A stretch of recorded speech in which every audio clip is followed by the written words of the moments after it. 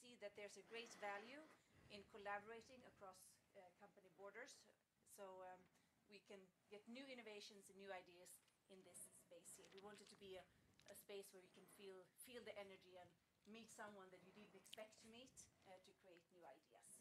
So that's what we're doing here.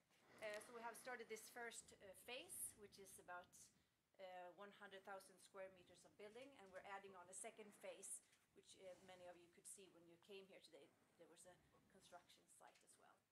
Today, we're about 100 companies at this space where you're located right now, and within the next few years, we expect it to be about 350 people, companies working here, and about 10,000 people at this space.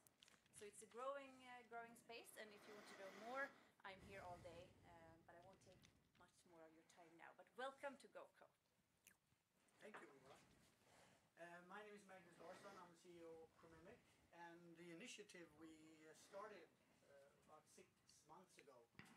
We thought, why not gather? We are a listed company. We are going to meet a lot of different investors, and the idea came up, why not invite them here to this arena that we are part of creating right now. So we will have a program before lunch with listed companies, and we have a program after lunch with non-listed companies. So you will be able to listen to both sides, so to speak, of an IPO setup. And with no further ado, I would say we will have coffee.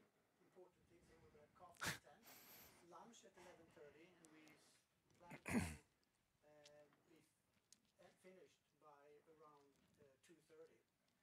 All times are approximate because we are open to questions. But without further ado, I will introduce first Mats, who will be the moderator today, and our first speaker will be Thomas from XVivo. Thank you very much. My name is Thomas Rundqvist. I'm the Global Communications Director at XVivo. So good morning, and please feel free to interrupt me whenever you have a question.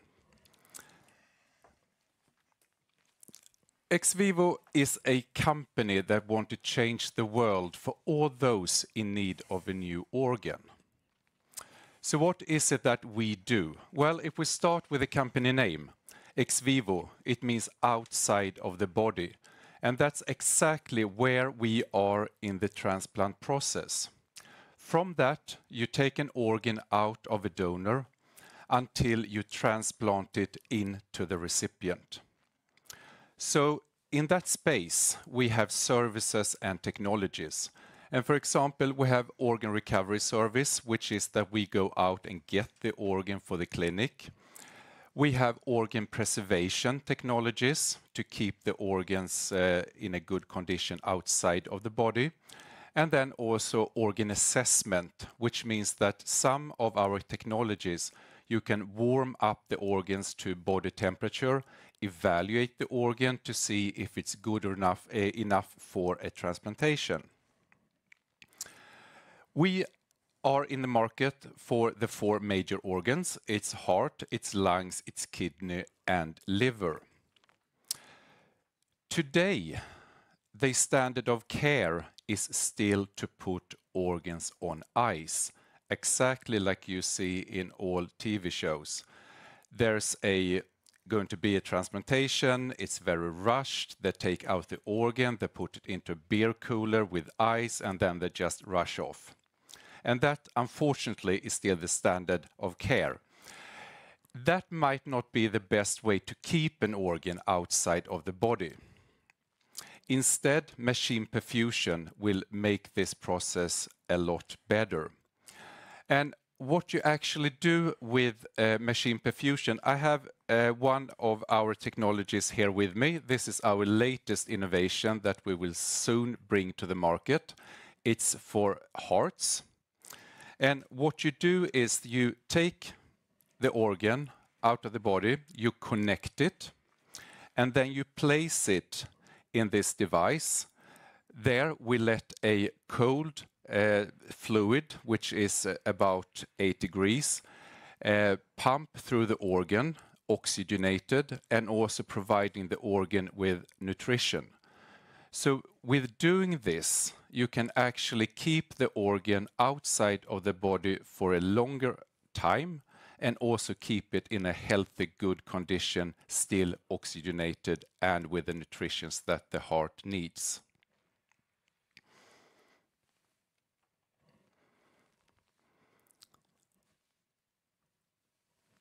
And we have 3 business areas. It's thoracic for heart and lung, it's abdominal for kidney and liver, and then also we have services. And services will be an area that will also grow for us in the future because that's beyond product. That's how we can help our customers to grow their transplant programs. For example, with the organ recovery service if they don't have the resources. North America is our biggest market, followed by Europe, and then with 5% that's mainly Australia. We were founded in 1998, around 190 people, and the head office is in this building.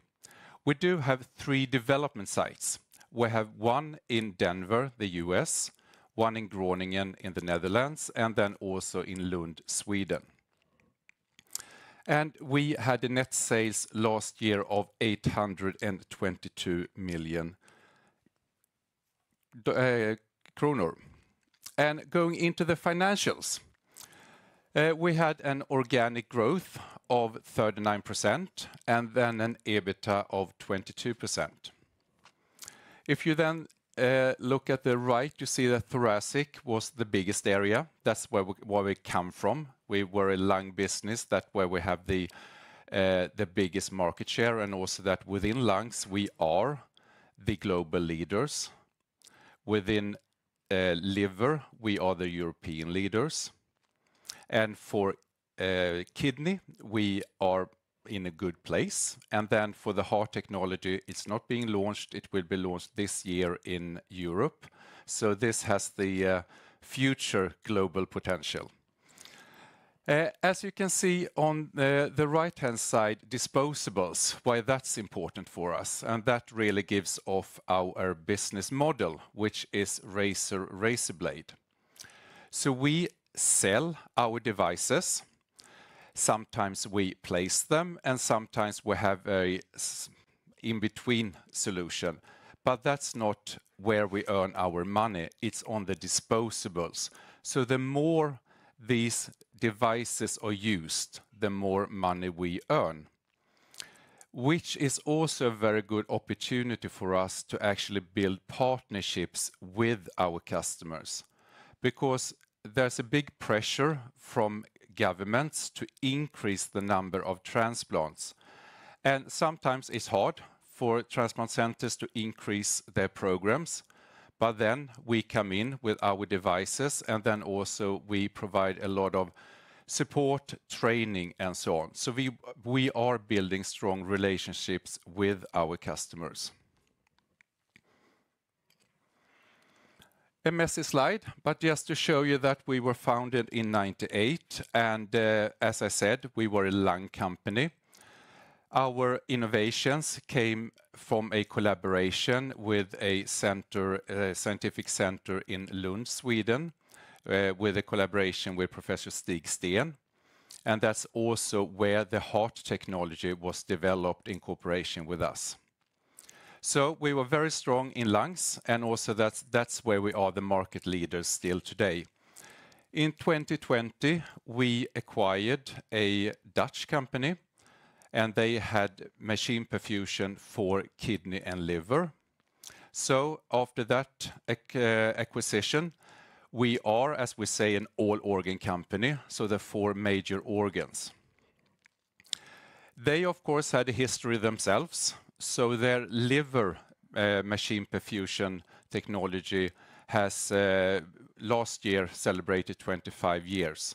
So all our devices on the market today have been there for a while, and also that we have a lot of proof behind them.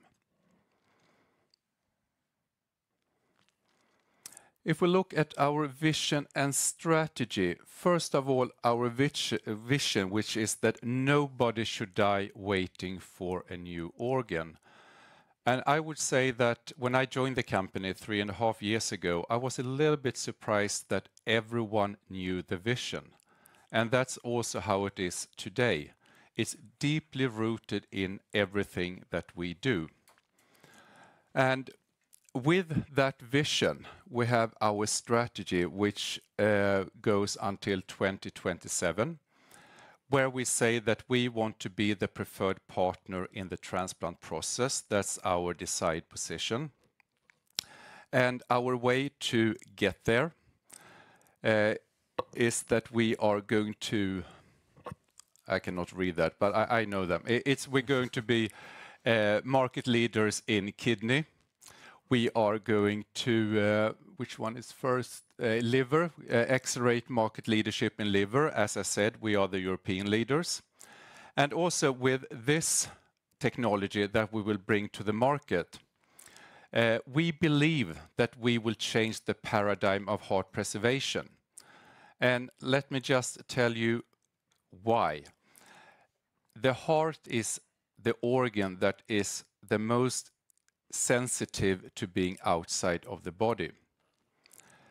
It can be on ice, followed by a successful transplantation for approximately 3 hours. The record that we have with this device, that has been published in the Lancet as well, is 12 hours.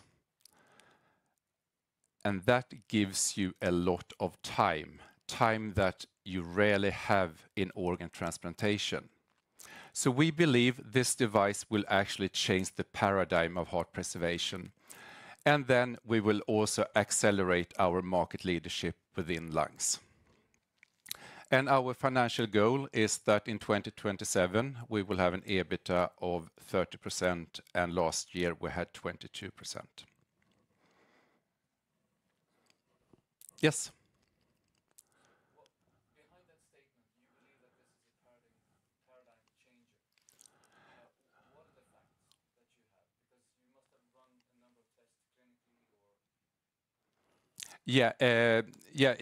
With this device, first of all, is the time aspect, that from on ice 3 hours, and if you can increase that to 8, 10, 12 hours, it opens up so many possibilities. I totally Yeah. realize that, and I think it's fantastic. Could you substantiate the tests that you have done behind? Oh, the clinical trials. Yes. Yeah. There we have a clinical trial that ran in Europe, and that was published last year. And the big thing was that we showed a risk reduction in PGD, and PGD is primary graft dysfunction. That is, if something happens to the heart within the first 30 days, that's a PGD. And that's also an indicator of a long time survival.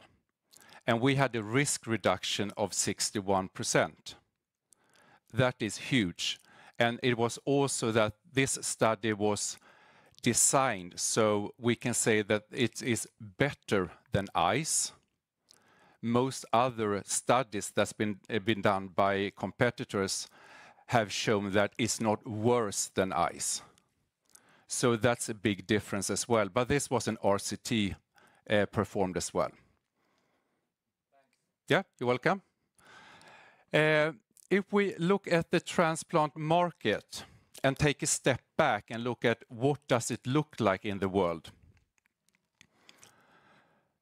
The World Health Organization, they have estimated that around 1.7 million organ transplants are needed in the world. Only 10% of that was performed last year. So only around 170,000 transplants were done. And if we then look at this per organ, first of all, do we need more people that want to donate their organs? And the answer is absolutely yes. But we also need to take and use the organs that are actually already available, donated. And we don't. So this is US figures last year. It looks about the same on a global level. But for lungs, out of the 10 people there, that's symbolizing 10 donated lungs. They're already donated, ready for donation. Only 2 of them were used. Heart, 3 out of 10 are used, and then a little bit better for kidney and liver. So what is the reason for this? The main 3 reasons why it looks like this is, first of all, organ quality, that you don't trust, the clinician don't trust the organ, that it's good enough to use, they don't have all the data they need. Logistics, it's the time outside of the body. We don't have the time. If you only have 3 hours and you have a donor in northern Sweden, recipient in southern, 3 hours is nothing. You have to say no to the organ. And then also capacity at the hospitals. If there's going to be an organ transplantation, something happens, it's between Tuesday and Wednesday in the middle of the night, you might not have 2 surgical teams in the hospital because one team needs to go and get the organ and one team needs to do the transplantation. Or you don't have a perfusionist, which is a person who can run these machines. And then you say no to the organ. So these are the main factors why we don't utilize more of the available organs. And if we then come back to ex vivo, we offer services for organ recovery, so we can actually assist them. We also in Italy have perfusionists that can run these machines. And then we have also now purchased a communication tool for hospitals to use, so it's easier communication between the transplant teams, all to help them increase their programs and get more people to receive their transplantation. And organ preservation, with the time and everything, machine perfusion can facilitate that. And then with organ assessment, that do I trust the organ or not? That in several of our technologies, you can actually warm the organ up to body temperature, check it, does it work, and then cool it down again and use it. So we have solutions for these 3 main groups why organs are not used today as they should. Then just a little quick look at our portfolio. The heart, you see down there to the left. Above that, lung. It's a big machine, stationary. It's for evaluation of lungs. We have liver and kidney, and for kidney we also have a transportable unit, and this a little bit smaller than this, so this is also a transportable unit. And then for lung and heart, we have also developed our own solution, liquids that the organ is circulated with, which is quite unique in the market. We're the only ones with machine perfusion devices that also have developed our own solutions. Just wrapping up, but looking at, unfortunately, this is a little bit English and Swedish, but it's updated. So just to see where we have our regulatory approvals. So for lungs, it's global. The lung portfolio is sold everywhere. For kidney, the same. And then for liver, it's Australia and Europe. And then, as you can see down there, heart is on its way in, but that's the next step. And then looking at our clinical trial status, and I talked about the European RCT trial, that for heart, and we are just now waiting for the CE mark. And once we have that, it will be launched in Europe. And Australia, they also ran a heart trial, and they are waiting for the CE mark. And once they have the CE mark, they will go to their regulatory unit and get the approval. And then for the US, we've run a trial there as well. And we will get the 1-year follow-up data in November. Once we have that analyzed, we will go to the FDA get the approvals, and hopefully we will launch the heart technology there in 2027. And for liver in the US, we just last month had the approval to start a clinical trial in the US that will start this spring. And just my last slide, why should you then invest in us? Well, first of all, we have a market potential that is 10 times larger than the current standard of care. Our offer increases the availability of transplantable organs. We can actually make them come to use. We have a history of continuous profitable growth and high margins. And then lastly, we have a future secured product portfolio where we also have a very good track record of successfully bringing new innovations to market. And by that, I end the presentation part.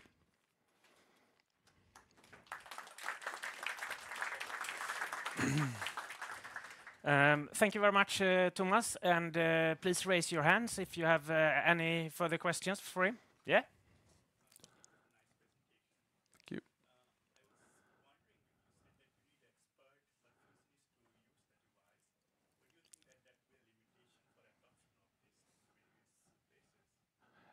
That you need an expert to run it.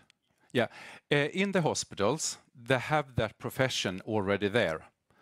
So the people that run the ECMO machines and so on, it's the same people that do that. So it's just an extension of what they do.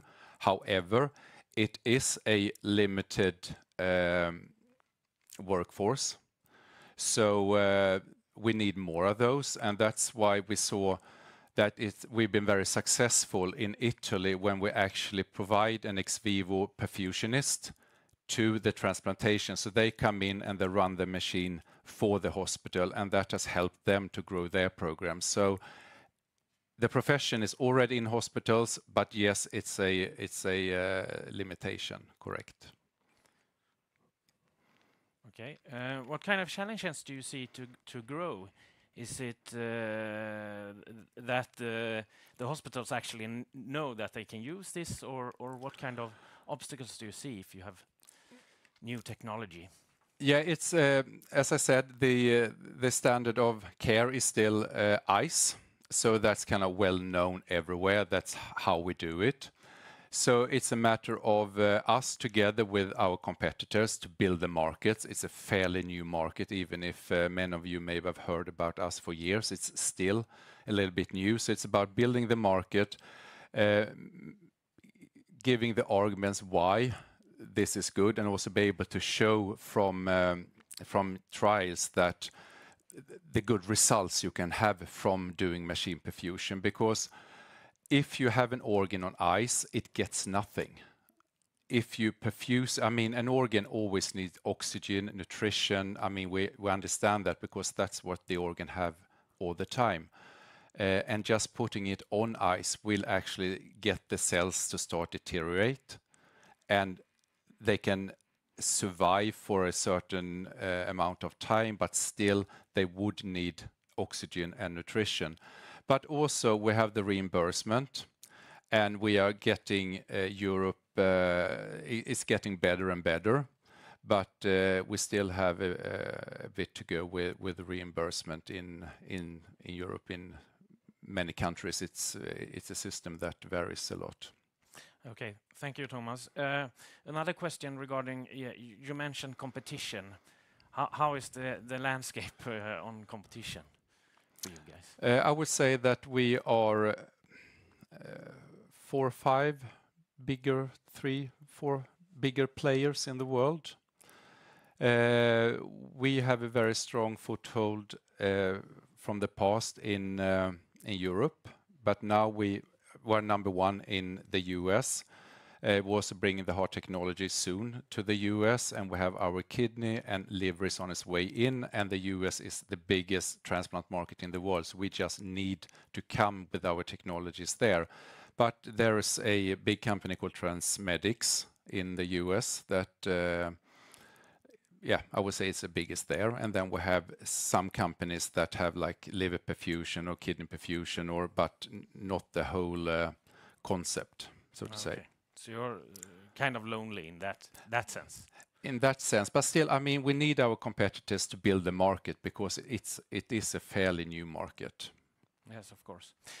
You have very strong margins and very strong operating cash flow, and you don't give any dividend.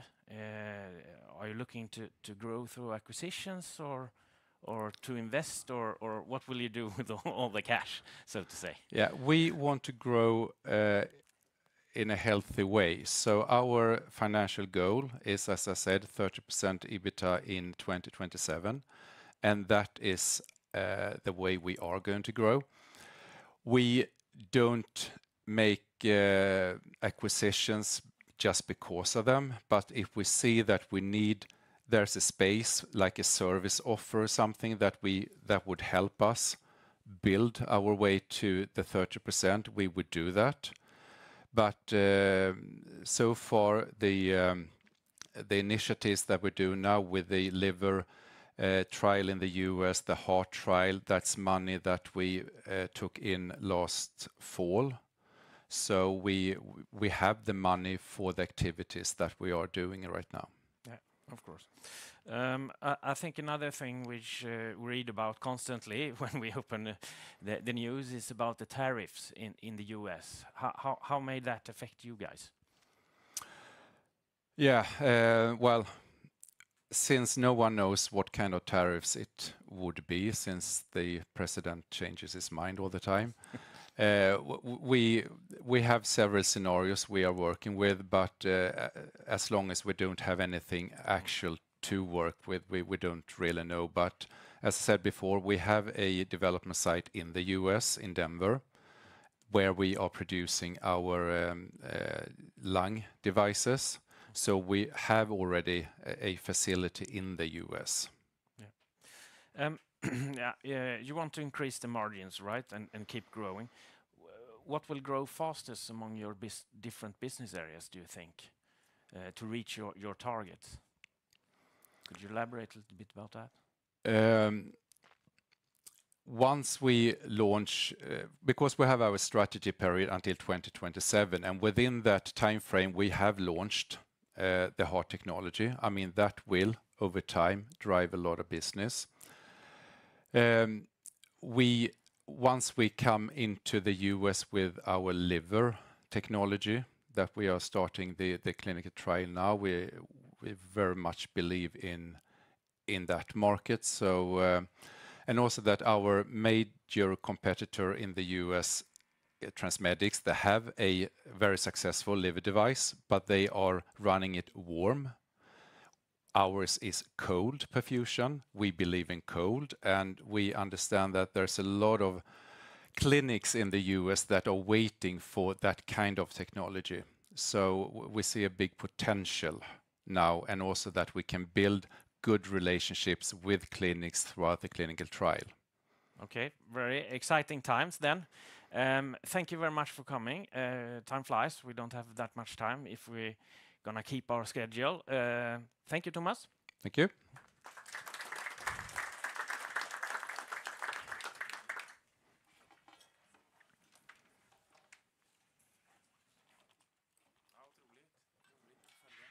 Ja, kul va?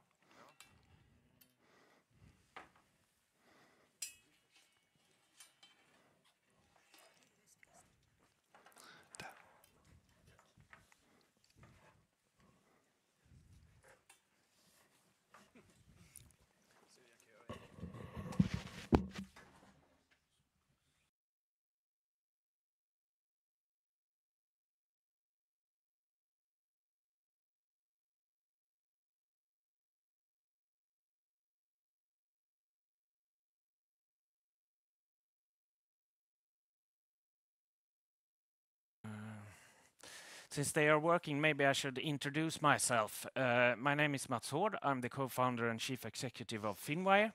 We are a news and content provider, actually based here in Gothenburg, but we have clients all over the world, I would say, almost. And what we actually do is that we are like Reuters, but based in Sweden. So we write up to 500 news items every day and send out to professional investors. We are available in all Bloomberg terminals globally. We are very proud of that. If anyone is a subscriber here, Yes. and also we also try to reach out with our content where you make a decision to invest in an equity.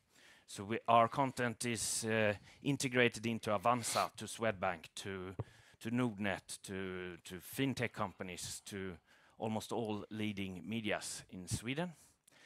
And sorry for that. We need to move on. We have Integrum and their CFO, Jörgen Svanström. Welcome. Thank you. Go on. I will come back with questions. Thanks. Well, originally we had Dr. Rickard Brånemark slated, so some of you already noticed I'm not him. I'm the CFO, and as you understand, my kids didn't exactly beg me to come to school and present stuff and what I do. So when I finally have something interesting to talk about, I will certainly do my best to make you enjoy it. We are Integrum, and of course, a leading medical technology company. But what do we do? Well, our product is anchoring bone-anchored prosthetics. So we have an implant system that enables you to anchor your prosthetic device into the bone. The product is called Opera Implant System, and we are the only ones to have a PMA in the US for our product in this field. We have had 34% CAGR since 2020, 2021. The reason why there are two yearly numbers there is because our fiscal year is May to April. So sorry if that confuses you. We believe that our market, our TAM is $7.8 billion. Since the 20 years we've been in business, we have treated more than 1,000 patients.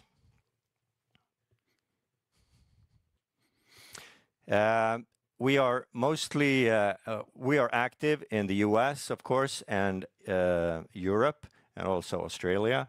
Our main market is the US, has about 75% of our revenue, and we have a PMA there since 2020. Also a subsidiary working there with an internal sales force, a small one, but it is one. Also some distribution partners, and we believe that the US market is $5.6 billion.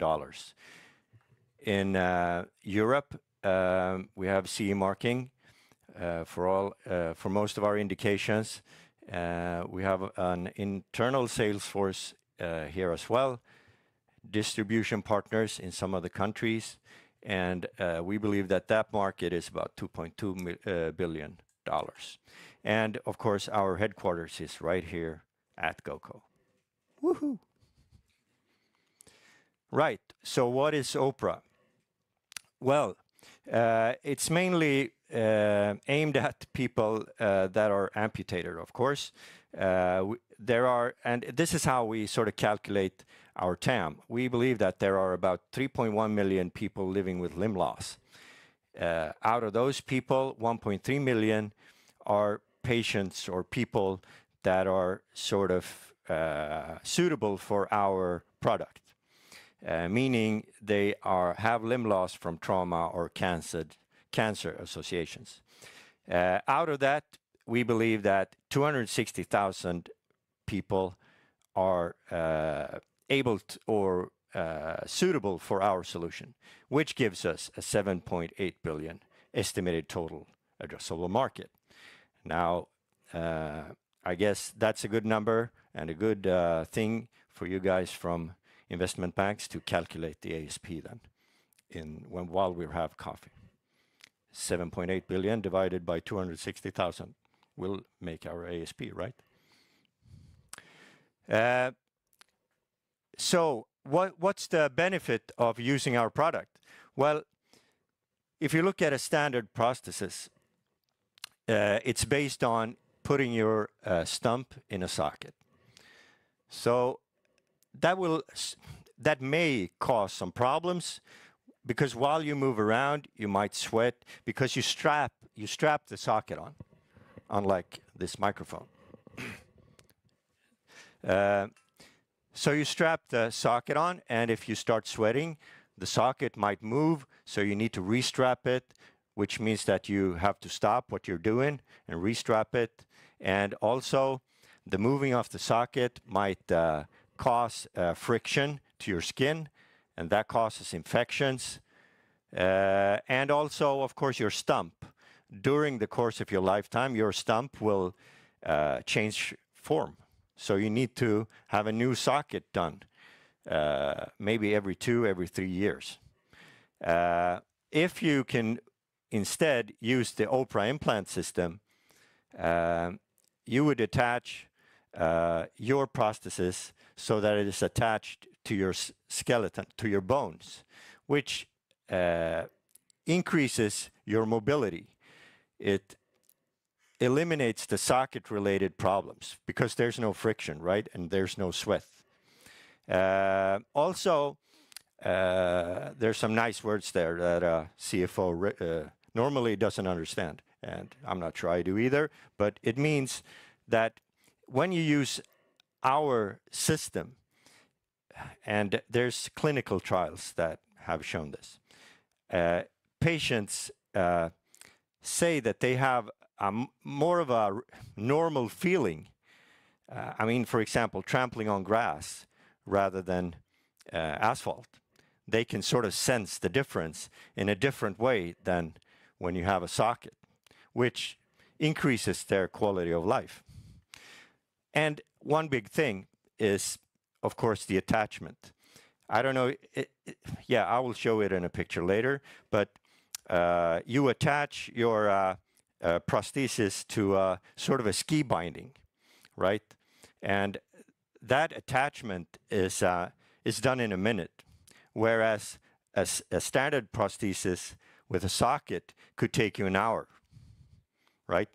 So of course, people could take them on and off in an instant when you use the Oprah implant system. So how do you get an Oprah implant system? Well, it's a two-step surgery. So we call the 2 steps stage 1 and stage 2. Stage 1 means that you place a fixture within your bone. So that's stage 1. Then you have to wait for that to heal, and then for stage 2, you put an abutment into the fixture. So the abutment into the fixture, and the fixture has grown into the bone. So that makes for a tight sort of solution. You put a skin flap over the abutment, and there's a little hole in the skin flap, and you have a plastic surgeon attach the skin flap over your stump. So the only thing that sticks out is the abutment. So it's this part. And then after this has healed, you can start rehabilitation, and you get what I call the ski binding, which is called the Axor 2. And into the Axor 2, you attach your prosthesis. And of course, the fixture is treated with a patented treatment called biohelix. And biohelix treatment will make it easier for the fixture to grow into the bone. So it's really, really secured and attached. And also, the ski binding here, it is actually a little bit like a ski binding because it does have a release system. So if you fall, it'll release your prosthesis so you don't break the abutment or your bone.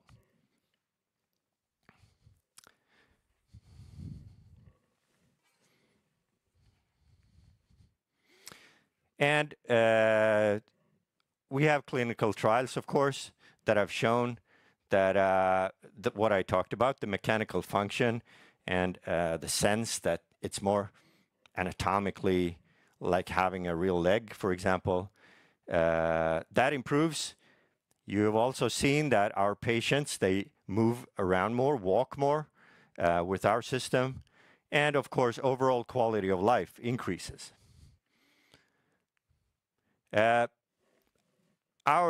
have products for all these indications. I'd say thumb, index finger, upper arm, above knee are all regulatory approved within the EU and the UK and also Ukraine. Whereas the PMA I talked about, it's for the above knee indication in the US. And yeah, I'd like to also an anecdote. I said Ukraine. We are also active in the Ukraine, helping out, victims of the war there. And of course, and I'd say an advantage over socket prosthesis is that nowadays people have flak vests, right, in war, so they don't bleed out from the chest when they get shrapnel. But they don't have protection for the arms, for example. So if they get shrapnel in the arm and starts bleeding really badly, you put a tourniquet, but you put it pretty high up. I mean, as far up the arm as you can. And the idea is that when you put that tourniquet on and tighten it, you need to get to a doctor quickly or a hospital quickly. But generally, they're at the front, so they don't. So the arm needs to be amputated. And since the tourniquet is pretty far up, it needs to be amputated far up. So they don't have a stump to put a socket on, right? The stump is too small. But our solution is putting a fixture in the bone and then the abutment. And generally, you have a piece of bone still left in the stump, so they can actually use our solution to get a prosthesis, which increases their quality of life. Because nowadays, you don't die from the shrapnel that you used to do before. So this is also, it's a little bit macabre, but it's actually an improvement for the quality of life for a lot of people. Now, we published a press release announcing a strategy shift in February. And we want to sort of be much more transparent going forward. I forgot to tell you, we're listed at the NASDAQ First North Stock Exchange since 2017. So we wanted to sort of talk about what our next moves are. So why not do it here as well? I mean, as I said, you could say we are market leaders and technology leaders because we have the PMA in the US and we have the regulatory approval in the EU and so on. And nobody else has that. That makes us leaders, and we need to make use of that position. And to understand our revenue model, I said we have two surgeries in 2 stages, and we have the ski binding called Axor. Each of these stages and the Axor bring in revenue when we do them, right? So it's a 3-step revenue model, you could say. Now, for us, and I'm sure you agree with me, it doesn't make sense to do the first stage and then leave. I mean, all patients that do the first stage will do the second stage and buy an Axor. So for us, the really strategic move is to make people do the first stage surgery, the S1. If they do the S1, they will do the S2, and then they will buy Axors. So you could say that 50% of our total revenue is from the S1s.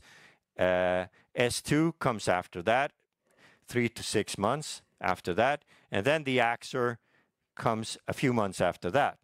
But then we have also a warranty program, so the Axor is covered by warranty for 3 years, and then if it breaks, you have to get another one. And it breaks because people move around with these things.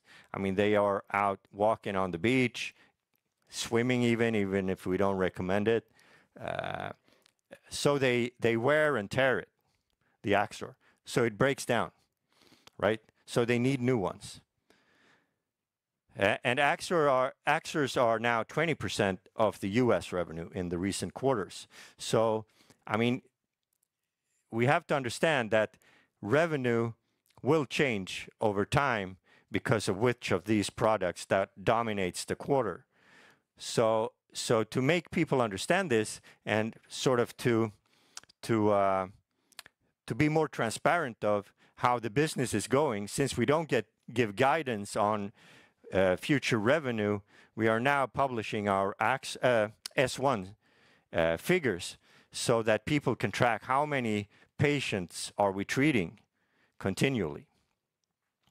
And the commercial strategy is to create centers of excellence. As you understand, of course, surgeons are keys to our operation, if you will.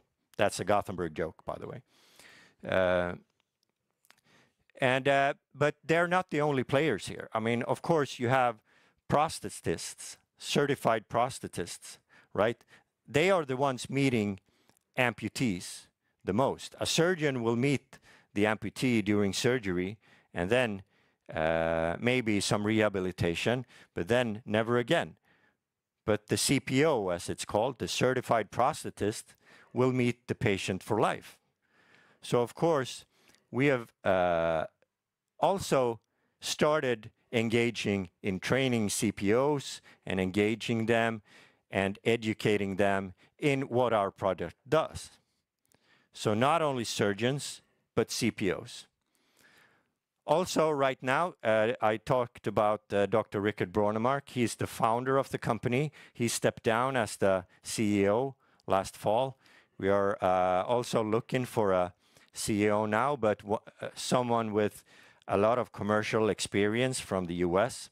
So yeah, we have coffee in 10 minutes. So if you're up for it, come talk to me.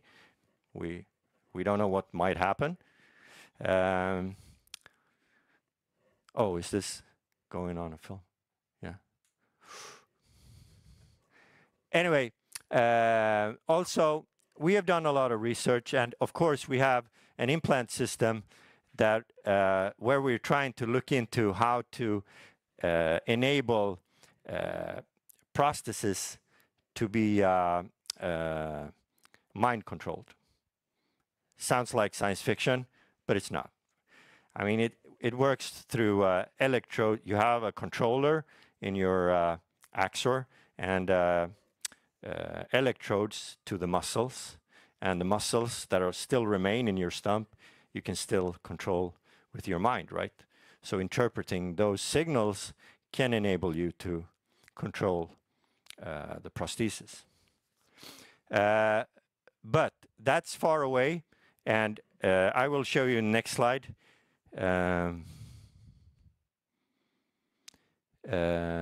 Because our new strategic shift is shifting away from the future, because I will show you, I can already tell you now, we did 44 S1s in the last quarter. And if anyone remembers what the TAM was for the possible patients, it's 260,000. So having a PMA, we need to focus on driving sales for the product that we have now, rather than focusing too much on the future. So the strategic shift now is more, I shouldn't say short-sighted, but revenue focused. What can bring revenue now? What can bring patients for our current products now? And this is the KPI I'm talking about. I mean, we are introducing the S1 KPI now, so it's the first time when we publish it, actually, last quarterly report.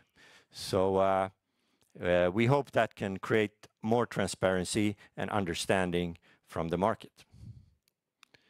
And I'm sure you are interested in the financials.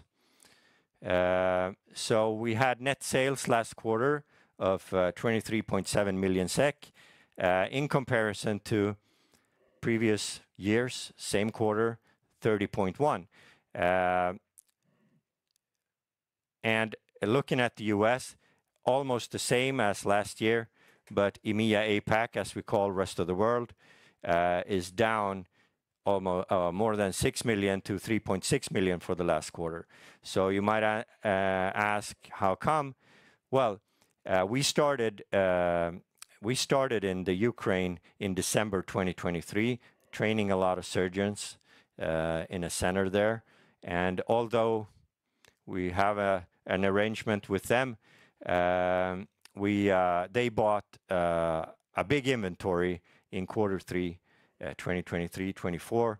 And of course, we didn't sell that again this year. So that explains all of the difference, more or less.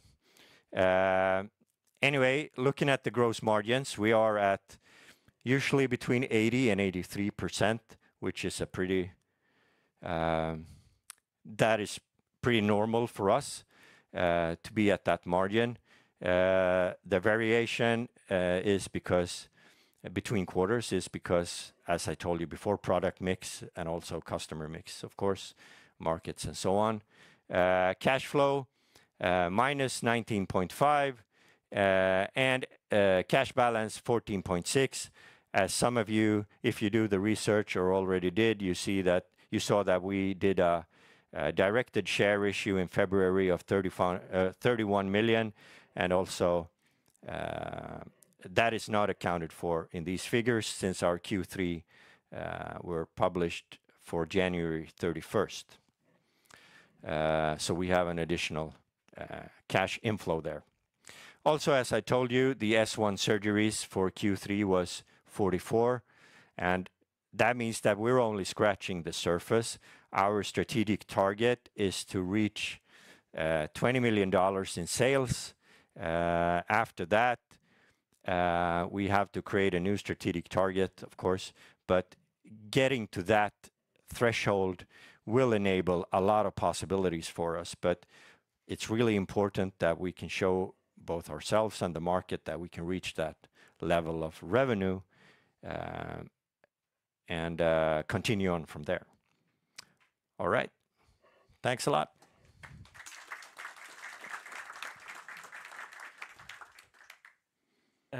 Thanks a lot, Jörgen. Please raise your hand if you have any questions. Otherwise, I start off. You talked a little bit about the revenue, and Ukraine is affecting your comparable numbers. But if you exclude that, you were growing. Was the Ukraine business so big, or? Yeah, in the third quarter, we just started out, and it's a little bit problematic to ship goods in, or it's easier now, but back then it was problematic. So it was better for us to ship like a fuller inventory than just shipping surgery by surgery. Okay. Jörgen, you also talked about this strategic shift in your company, and you have different plans for the R&D. Will you divest it, do you think, or will you just downsize it, or make an IPO of the R&D? Do you have what kind of different ways forward, do you think? Excellent questions. Yeah, I think we are evaluating what to do now. The main message is that with the R&D that we should do going forward, we need to make sure that it brings revenue in the short to medium term, rather than being sort of, research.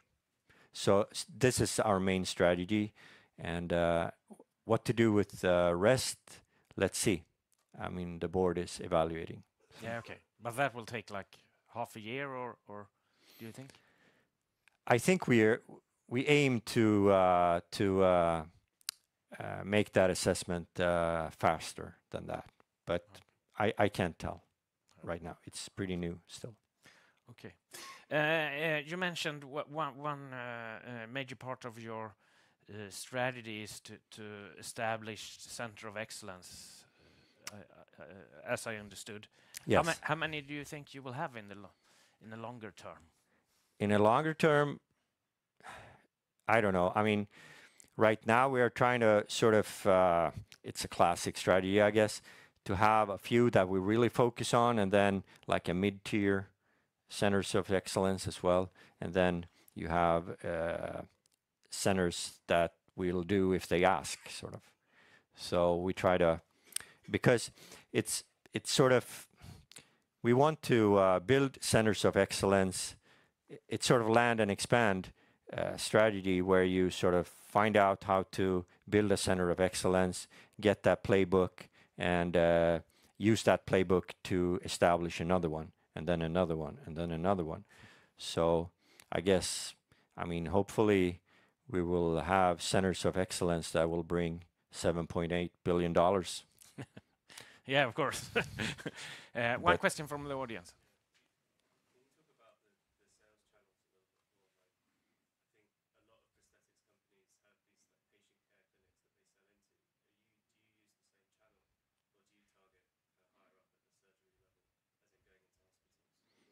the surgery level, as in going into hospitals? What's the main kind of target customer base? Yeah, good question. I mean, our customers now are basically hospitals for the implants, and then prosthetic clinics for the axors.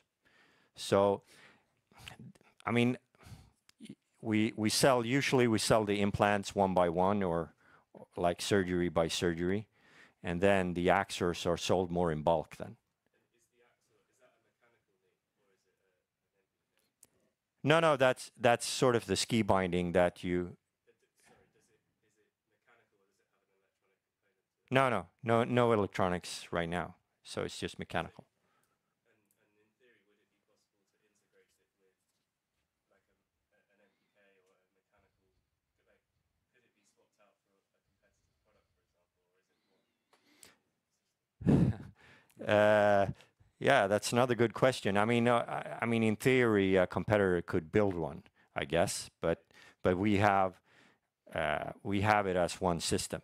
So So a patient that gets the abutments. they then, because they obviously couldn't use a vacuum seal after that. Yeah. They're then committed to using your product. Yes. After that, they're locked in. Yes. Okay. Yes. Okay. Yeah, another one. Curiously, has your product been used in the sports realm of the Yes. Well, I'm not sure competitive sports, I wouldn't say, but we have a guy from Ukraine. He does bow, yeah, arching, yeah. He's an archer, so he used to be a competitive archer, I think. And people, there's a guy in the U.S. He has, I think, two prosthetic legs, and he plays golf at a very low handicap. So. because if you see that you have a higher range of motion or perception and so on, those are usually performance-based attributes, and therefore Yes. sports can be an interesting path there. Yeah. Yes. Yeah. Good point. Okay. Thank you very much. We will. Yeah. I have a question regarding mentioned S1s is quite strongly connected to the revenue, and you mentioned 44 during the last quarter, and you have a potential 250,000 people. So what is the restriction or the challenges that you're facing to increase the number? I see surgeries is just Yeah. Yeah. Great question. I think, yeah, this is an elective procedure, right? So, I mean, for the most part, I guess you need. I'm not an amputee myself, right? But for the most part, I mean, as it is now at least, you would need to come in contact with our product. You need to have a problem with your socket prosthesis. I mean, because otherwise I'm not sure you would know about it. And this is why we're training CPOs to inform their patients about our product. But basically, you do the S1 and you have 3 months of rehabilitation, and then you do the S2 and you have 3 to 6 months, I should say. And after stage 2, you have a few more months of rehabilitation as well before that heals. So, of course, if you don't have any problems or experience any problems with your socket prosthesis, there's a threshold there, right? So that's one issue, of course. But a lot of people have asked about health insurance in the U.S., and I mean, I don't think we experience much of a problem with that nowadays. But basically, I'd say that we need just to inform CPOs and come closer to patients, but we need to inform CPOs and come closer to the patients to expand. Because there's a little bit of a complexity because you need to have that center. That's why we call it a center of excellence, or some call it an ecosystem, or ecosystem, I should say, not an ecosystem. Yeah. So because you have the CPO, you have the surgeon, and so on. So. Okay. Thank you very much, Jörgen. We will have a quick coffee break. Thank you for your presentation. Thank you. Thank you, guys. Bra.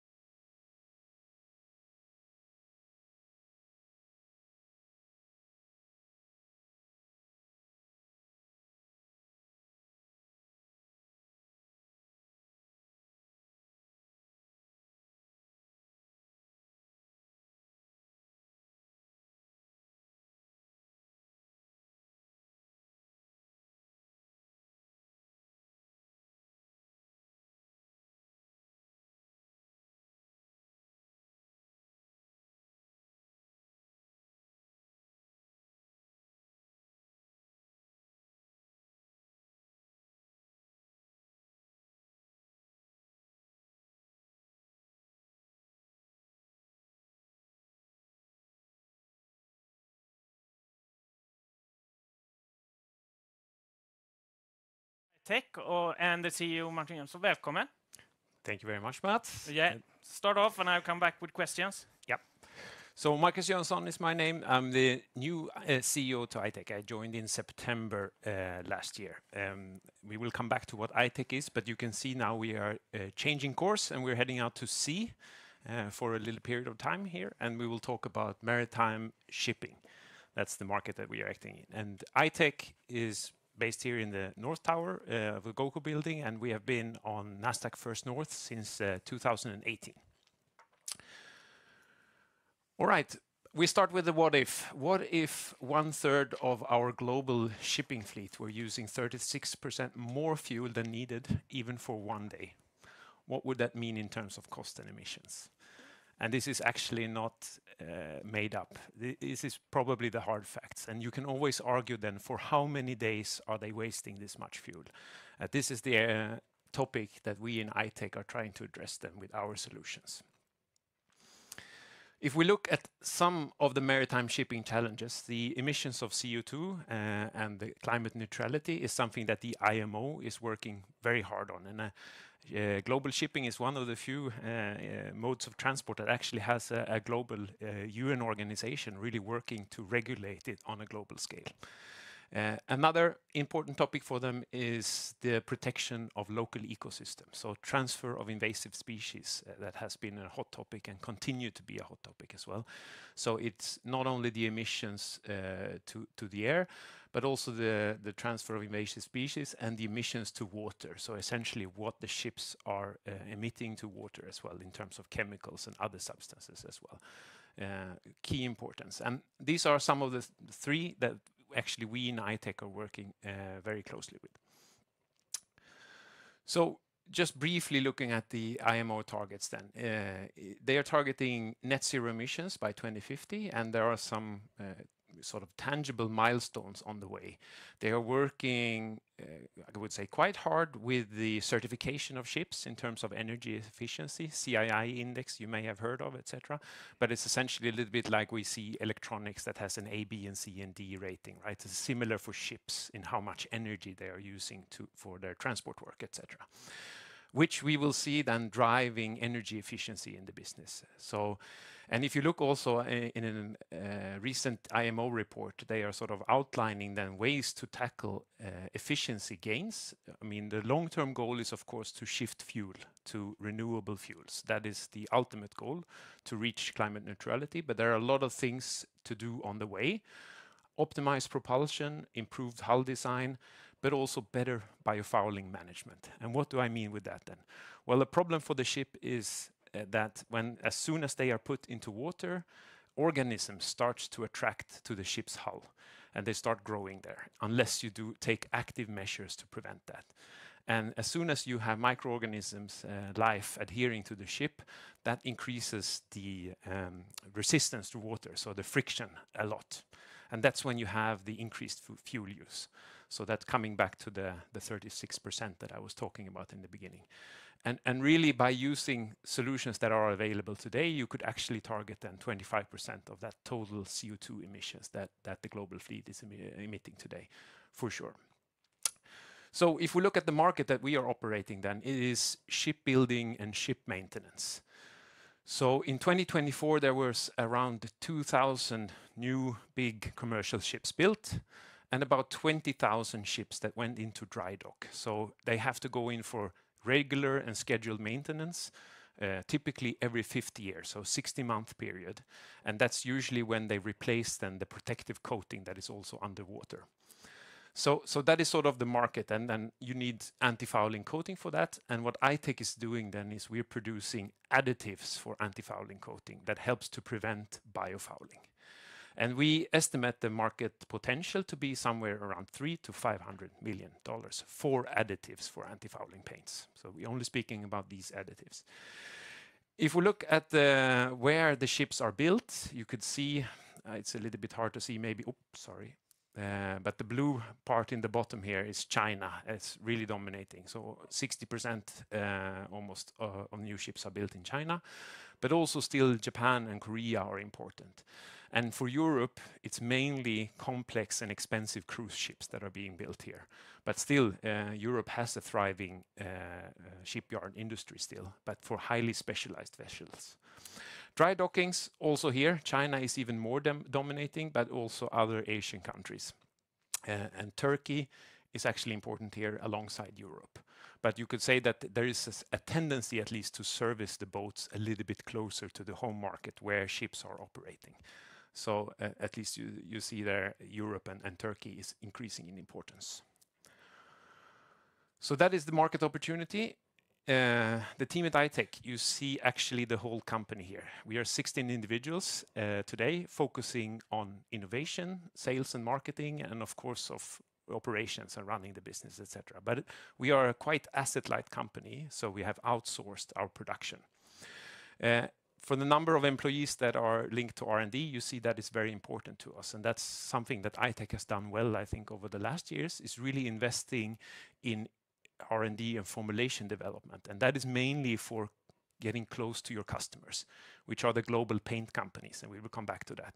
But essentially to be able to speak eye to eye to the technical teams at the customer that are developing these anti-fouling coatings, you need to have a high degree of technical proficiency. You need to know what you're talking about in terms of formulation. That's why you see we have a really strong R&D team compared to the number of employees.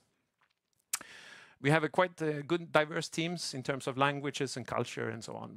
So having fun at work is, of course, important to us as well. If we look at our solution then, it is actually an innovation that stems out of the University of Gothenburg. And it has about 25 years ago. They were looking for new sustainable solutions for preventing biofouling on ships. And that's when they discovered then this molecule called medetomidine that then become our product, which is called Selektope. And medetomidine is coming from pharma, so it's used as a sedative for animals and humans today. It's a quite popular sedative. And of course, we as mammals, then we react to this molecule by falling asleep, essentially becoming unconscious.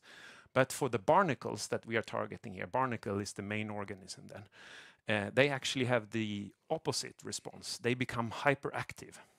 But this is a non-lethal and sort of temporary effect on the barnacle larvae, but it makes it impossible for them to settle on the surface where medetomidine is being sort of released from the surface.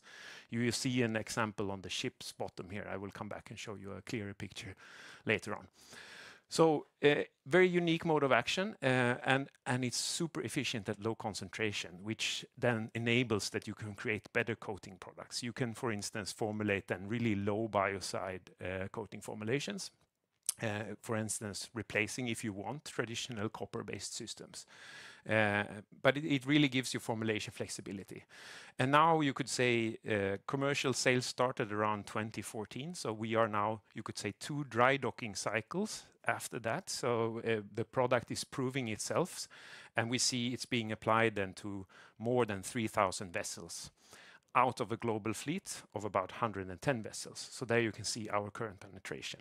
We have products available from 6 out of the 9 global paint companies. It's a very consolidated market. So essentially for us, 10 customers represents almost a complete addressable market, which is good. So we know we know all of the customers, and we are working with them essentially to develop products together.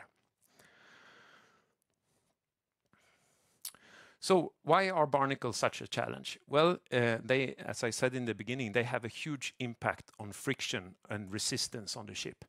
So actually as little as 10% of these barnacles, they really impact the resistance of the ship as it's trying to sail smoothly through the water. It is thriving in most marine environments. It's not only in bio hotspots with very hot water and so on, but even here on the west coast, right? We have a lot of barnacles. And they actually act then by supergluing themselves onto the surface, which makes them really difficult to remove. So it's very hard to address this with in-water cleaning. Essentially, a diver has to go down and try to scrape it off.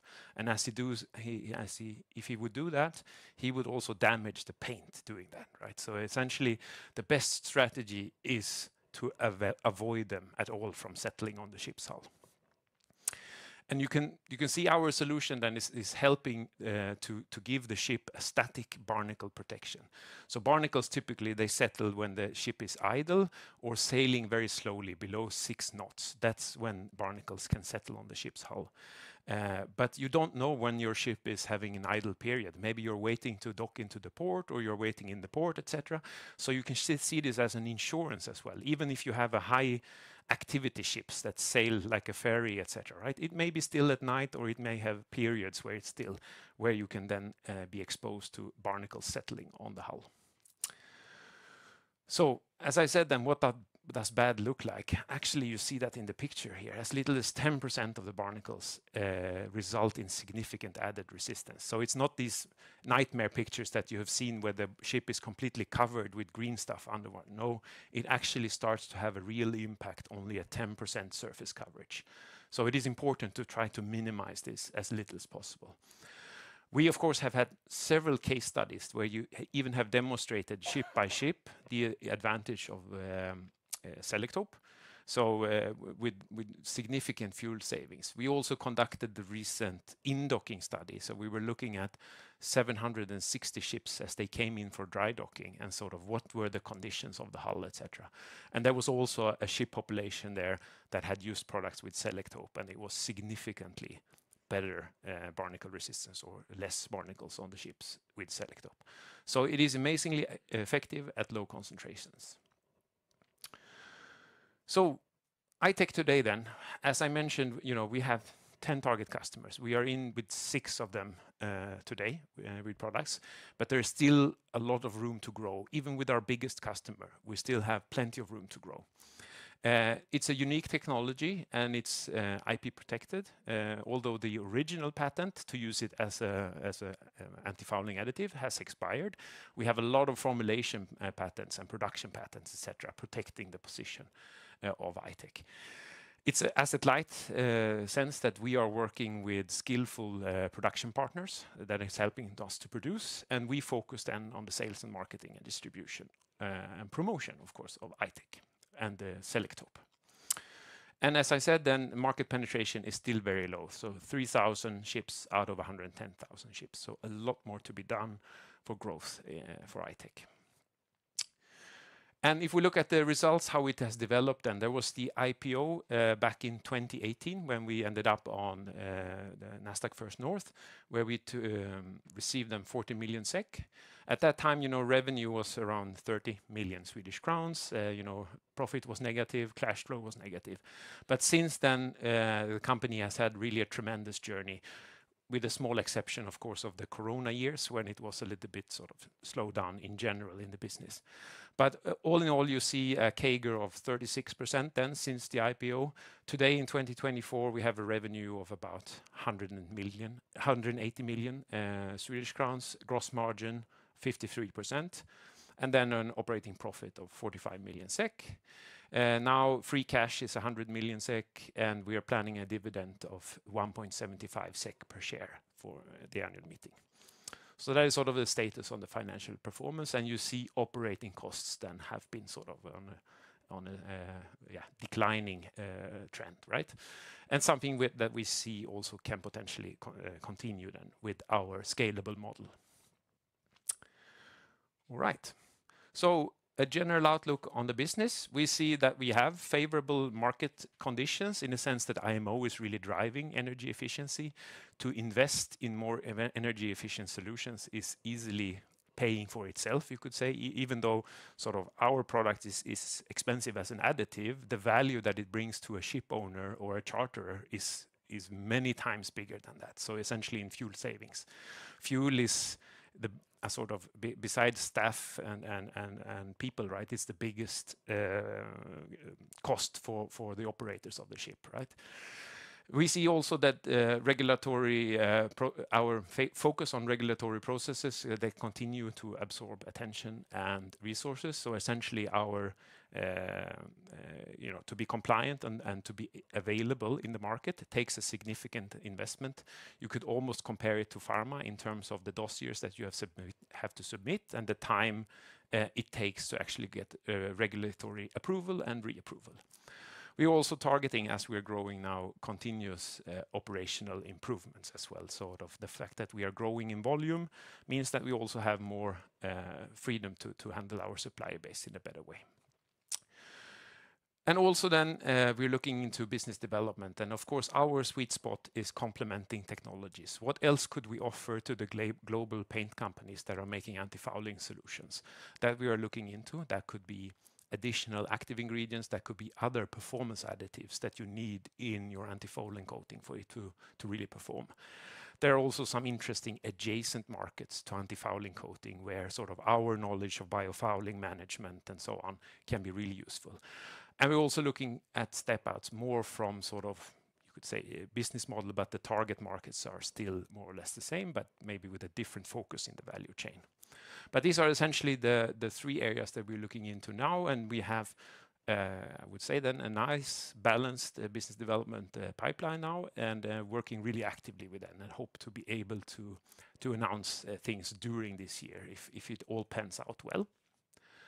So that was in brief I-Tech, and I'm happy to receive your questions. Thank you very much. Thank you very much. If you have any questions to Marcus, please raise your hand and I will, we start off. All right, I don't have a ship, but I have a little boat that I will paint in a month or so. Will this be too expensive? Why aren't you on the private market? Yeah, we are in the private yacht market in some markets. The problem is a little bit regulation here. So, you know, Europe tries to have a regional legislation also for the sort of leisure boat market, but in reality, we actually have a lot of sub-regulations, etc. So it's smaller, fragmented markets, and it's difficult for us, you could say, to be available everywhere in leisure boats, right? Okay, so it's different. France have a regulation and Sweden one, even though we are part of the EU. Is that what you mean? Even though we are part of EU, we strive for the same legislation. Actually, for leisure boats, we haven't been able to agree. So there is sort of legacy legislation that is driving that. So you had to go to Greece, for instance, if you want to find a product to paint with Selektope, unfortunately. Too bad. I'm hoping to skip that once in a while.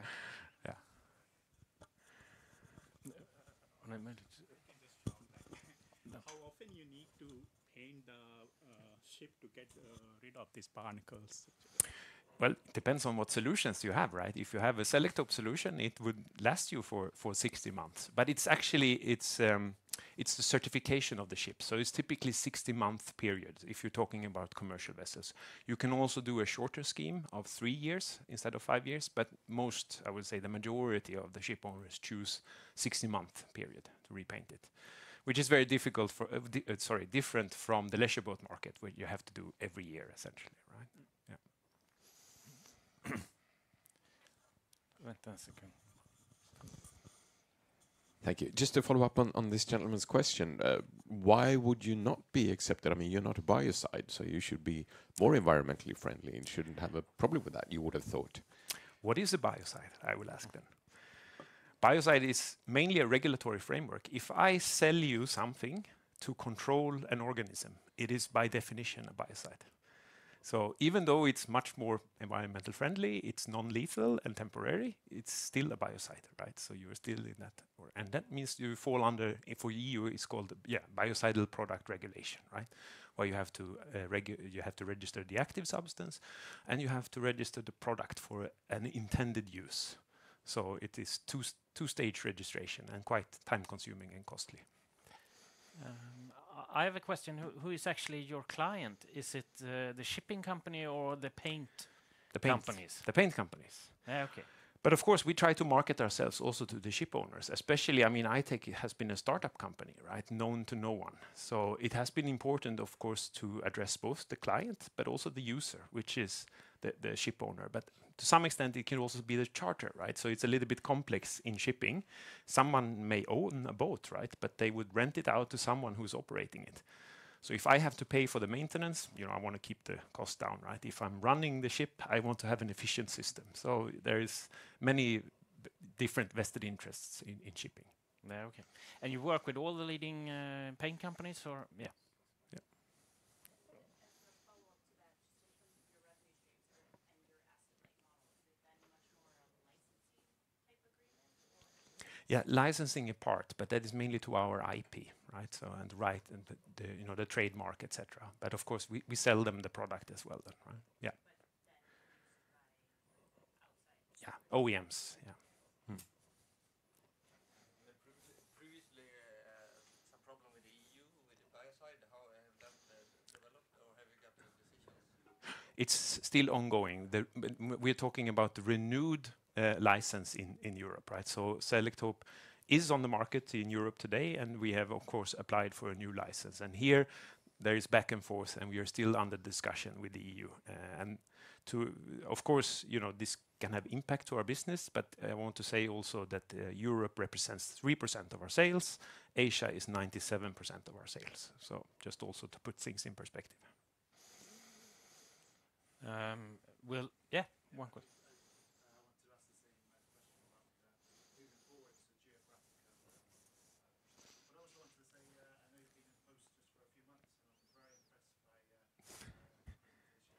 Thank you.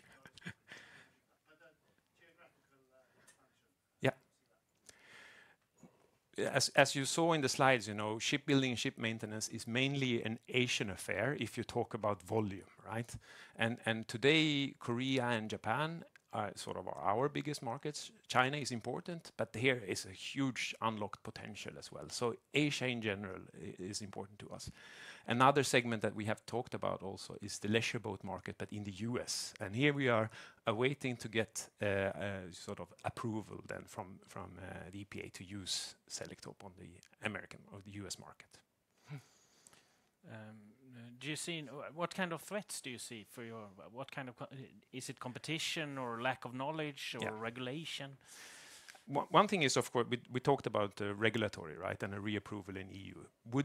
If we would not get a reapproval, of course, it would tarnish, you could say, the brand in a little bit, in a sense, right? It may not impact sales short term, but definitely medium and long term, it could have an impact. Threats, I mean, we don't have direct competition today. As I mentioned, we have a quite strong IP portfolio.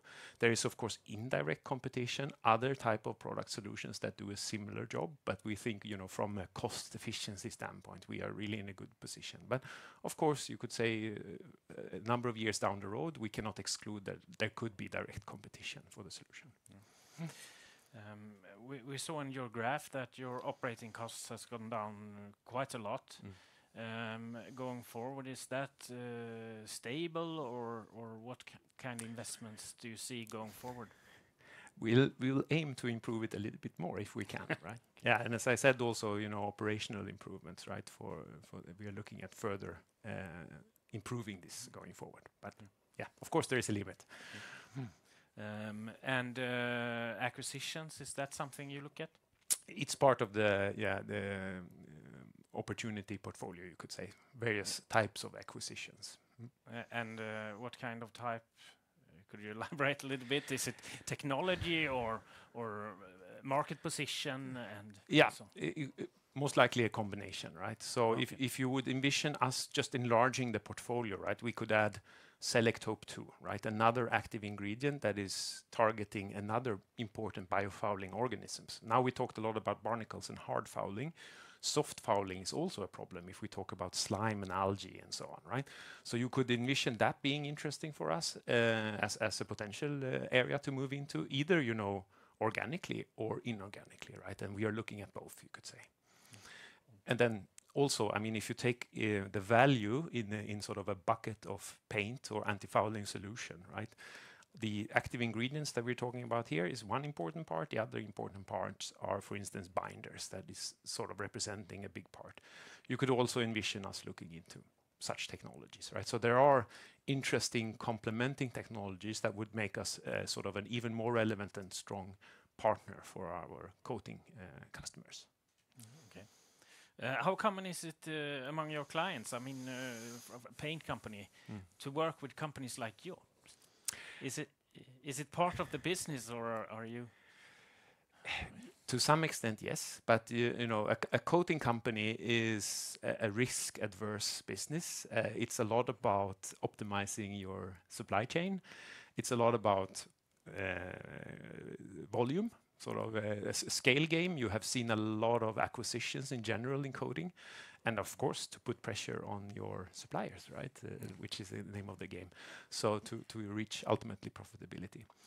Anti-fouling coating is a little bit of a special category because it's really a performance game here, and it has a clear value. Of course, an architectural coating is not a performance game to the same extent. It's more to be able to offer the right color of vanilla, right? I understand. Regulations is obviously a big opportunity as well.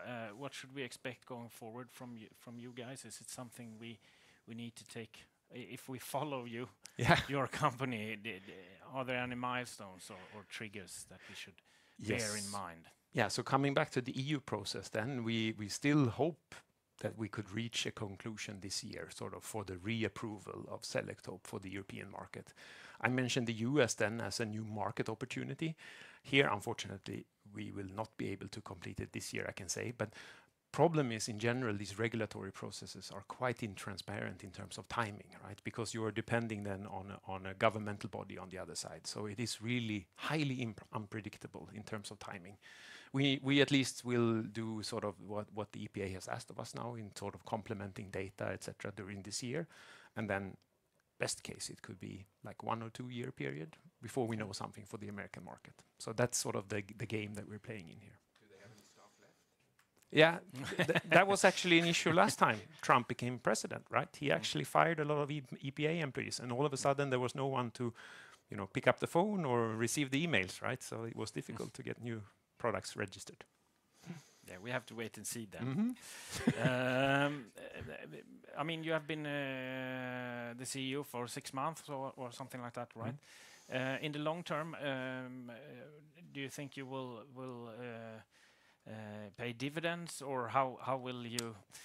What's your strategy? Yes, we embarked on a dividend journey last year, right? And this year we are increasing the dividend a little bit more, right? So it's 1.75 is the proposal for this year. Yeah, so you will continue to increase. Yeah. Okay, very good. Yeah. Time flies. We don't have any more time for questions. Thank you very much. Thank you.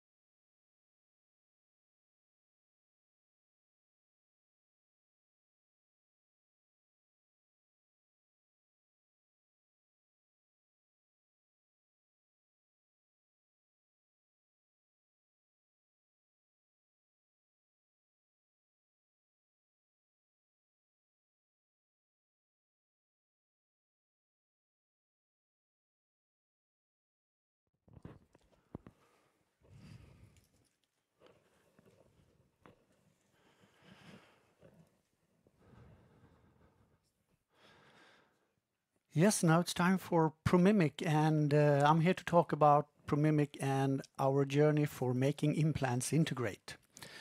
My name is Magnus Larsson, and there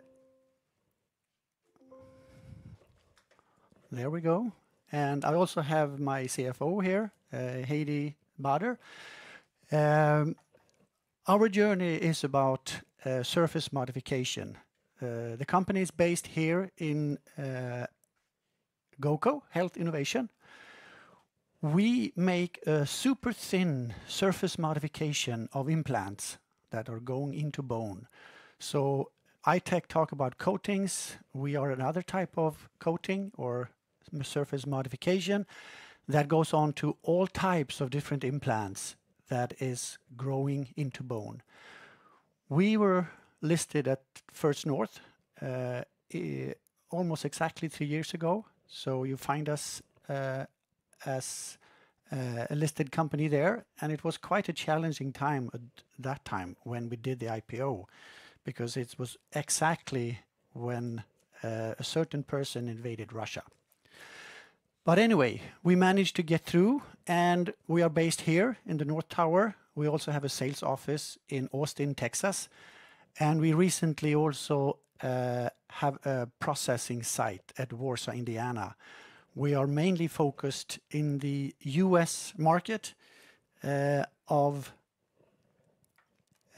doing the surface modification of implants. So this is what our product looks like in a electron microscope, and it's only 20 nanometers, which is so thin you can't see it with the naked eye. And the beauty here is that we stimulate the bone cells in the body to proliferate or grow onto the implant surface to make the implant stable at an earlier time point. So traditionally, you probably heard about HA coating. Has been in the market for approximately 35 years. It's a thicker layer that blocks all types of pores and again does stimulate bone growth in some way. But our new surface modification is super thin, and it's enabled us and our customers also to modify really, really thin implants, porous implants like I hold in my hand right here. This is a unique implant done of 3D printed PEEK, a plastic, inert plastic, first of its kind. And Promimic is the only company in the world right now that can modify implants like this. And what do our surface modification do? I'll show you a little bit of a video here. And the yellowish implant here is modified with our solution. So it's make the surface super hydrophilic. It kind of, against gravity, blood, this is water with blue ink, is going against gravity, surrounding the implant as a total.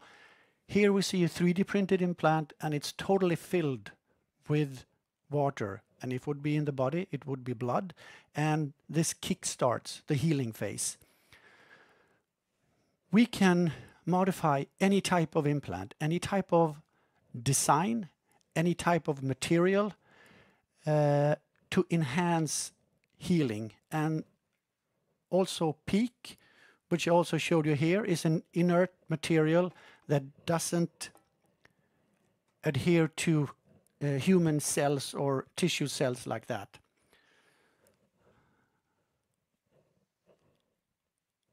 Oh, good, it worked. It didn't work the first time I tested.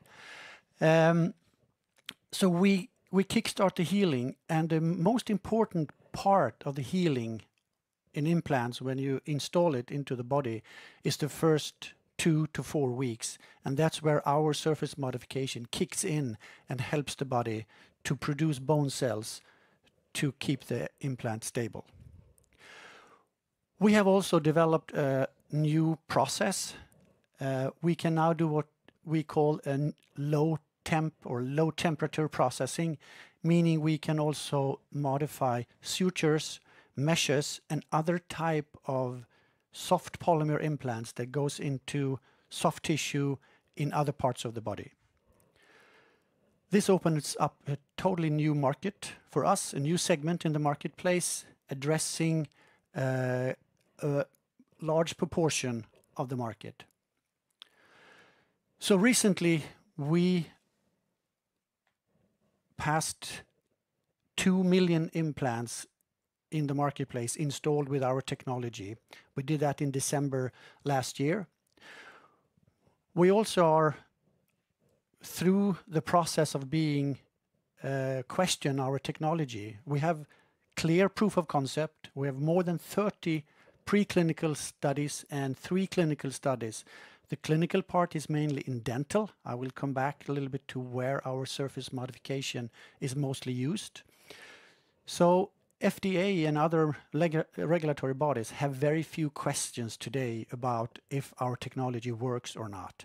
Mainly, if there is questions, it is the company that we are working with that gets the questions on their product, if it's eligible or not. So, in this skeleton, it's a little bit a sketch over where we are, where products are available. And I can also mention, we are licensing our technology to implant producers. We don't produce implants ourselves. We sell our technology to companies like SIN, ATEC, Enovis, or Oncosurgical. We are trying to reach one of the largest companies as well, being Zimmer Biomet or Stryker or other types of large companies. We are in discussion with them as we speak. The most volume is in the dental industry. There's probably 2.5 implants per patient in that setup. We also, there's SIN, which is a Brazilian dental implant company, recently acquired by Henry Schein, which is the 4th largest dental implant producer in the world. They were first with our technology in the market. You also then see spine. The spine section is a really growing market for us, and it's also a main market in the orthopedic section. Thoracic fixation is when you do open heart surgery. If you can close the sternum or the chest really nicely, you have a better healing process and you have better outcome when it comes to open heart surgery. Lumbar fusion, we have the SI joint fixation, we have knee implants, and last but not least, we have limb salvage system. It was touched upon when Integrum talked about salvage limb. Here we don't, in this section, Oncosurgical are treating the most severe cases of patients you have. Patients with cancer has gone through radiation and chemotherapy, and they wanted to have the best solution for healing for their patients, and they selected our surface modification for that. They don't do very many cases per year, but it's kind of a top of the healing process that you would like to get into. We have recently also looked into how bacteria behaves on our surface, and this is a really key area that we now are focusing our research on, and it's a very interesting area. This is the #1 factor of implant failures, and in 2030 the cost of reoperation of patients in the US alone will be estimated to approximately $1.3 billion alone. So this is one of the toughest area to be into. Our surface by itself reduces bacteria and biofilm on the implant surface between 33 and 45%, depending on bacteria stem and how we measure it in our laboratory. The next step here is to see how can we improve that even more. Can we find combination with other substances that can reduce this even more? And can we also find something that kills bacteria? But that's the research area right now.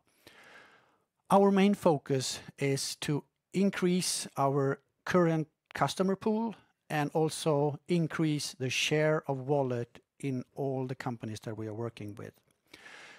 So we have 4 different sets of generating revenue. First of all, I mentioned we are a license business.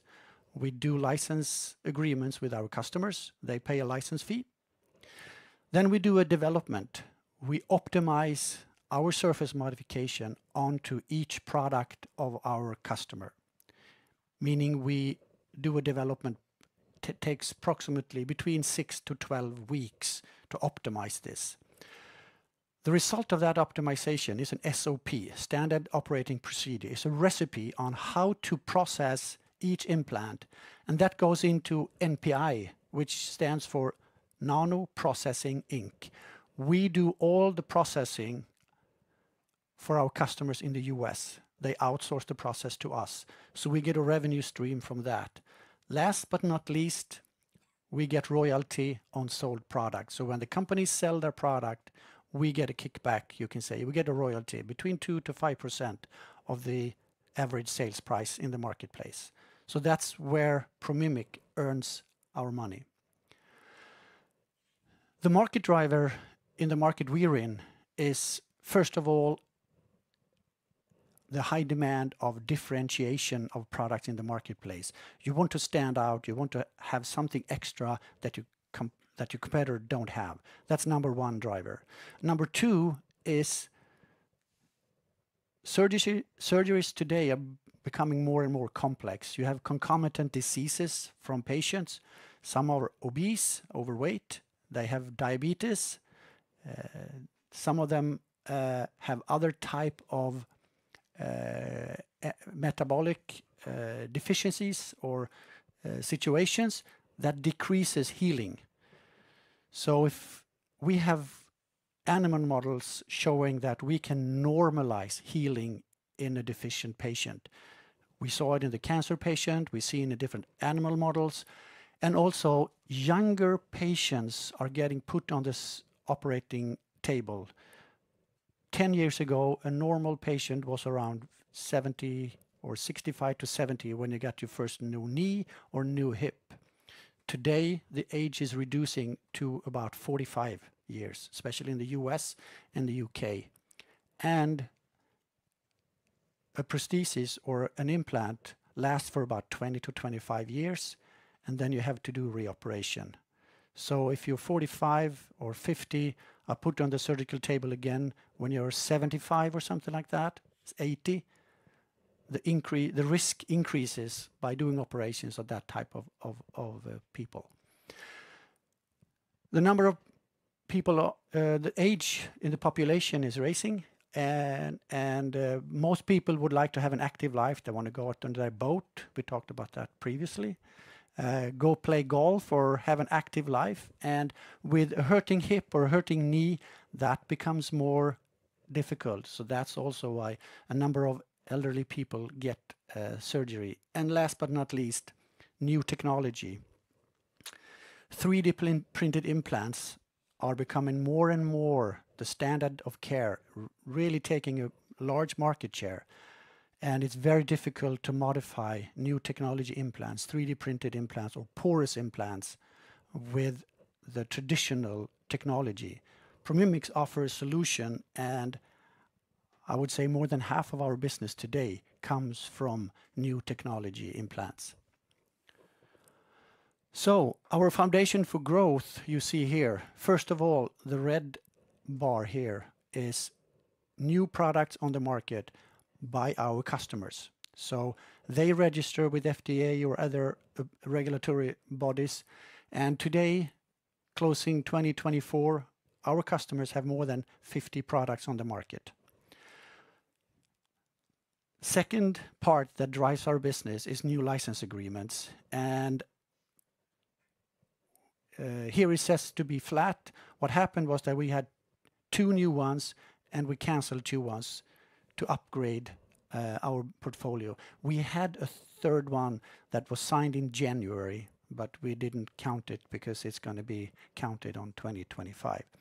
But we are steadily, surely, but slowly growing our business base of licensees, and they are putting more and more products onto the market. So financials. If we look on the fourth quarter, which was all-time high for Promimic, we sold for 12.6 million Swedish. A growth rate that was around 24%. Full year, we have a sales of 44 million and a growth rate of 19%. That's a little bit on the low side if we have to be honest ourselves. We would like to grow a little faster. The beauty in our business is that we have a great gross margin. We are north of 90% in gross margin. So what we're really focusing and aiming on is to grow our top line to be able to become profitable. This year we have an aim to be both cash flow positive and generate a profit. And this is our 3 main revenue streams: products and services sold.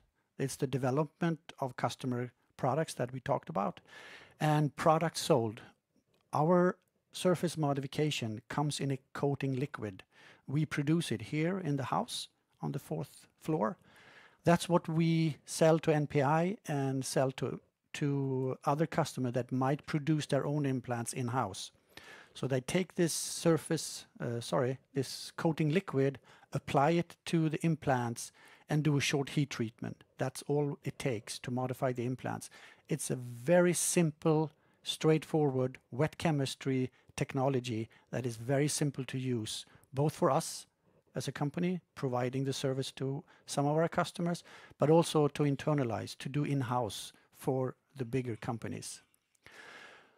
Processing at MPI is the revenue stream we get from processing customers' implants at Warsaw, Indiana. And last but not least, the royalty and license fee is the gray bar. So those are the three main revenue streams. Royalty and license is our key. We grow 41% in quarter 4, and this is and will be our main revenue income stream. The growth plan that we have, this is up to 2026. We did the IPO in 22. We changed the business model, also including processing. We are growing our sales team in the US. Today we have 3 people, and I think that's sufficient. Our sales channels are pretty straightforward. We have selected 146 customers in the orthopedic field that we focus on. They are our main customers. We have reached 16 of those today, so we have a way to go. With the new technology, with the low temp, we will include another 12 companies that do sutures and meshes and soft polymer. So it's a very selective market that we are addressing. So one of the main areas of growing our company is to add new customers to the company and doing more business with existing customers. It's not harder than that, and it is that hard. So that's the 2 things that we need to do. We have moved to here, to GoCo, and we have increased our capacity. We're also improving our processing capacity in the US. For those who remember, we had a fire in our new plant in the beginning of the year. That's now all cleared. We are starting production there in June. And that will increase our current production with 3 times. So processing will not be a bottleneck at all. And we also do new market development. We are looking into geographical expansion, and we are looking into new areas, mainly bacterial prevention. So why invest in Promimic? First of all, we are in a high demand, growing market with orthopedics. It is very little influenced by, previously we talked about interest rates and turmoil in the world.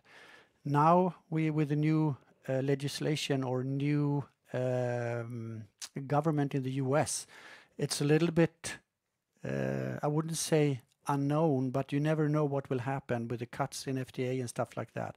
But I think operating on patients in the hospital will still remain the same.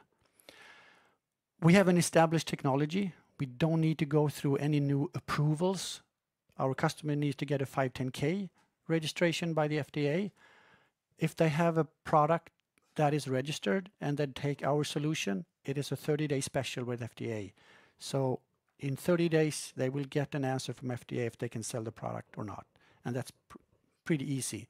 It takes a little bit longer to optimize the product itself for us and the customer together. They can have a new product in the market within 6 months. 6 to 12 months probably would be a better guess. And we are in the forefront of development and the forefront of what we can do to our customers. We can modify any type of material, any type of design, any type of porosity, and now also with our low temperature method, we can also modify soft polymers, which has been a tremendous improvement for us. So with that, I thank you and open for questions.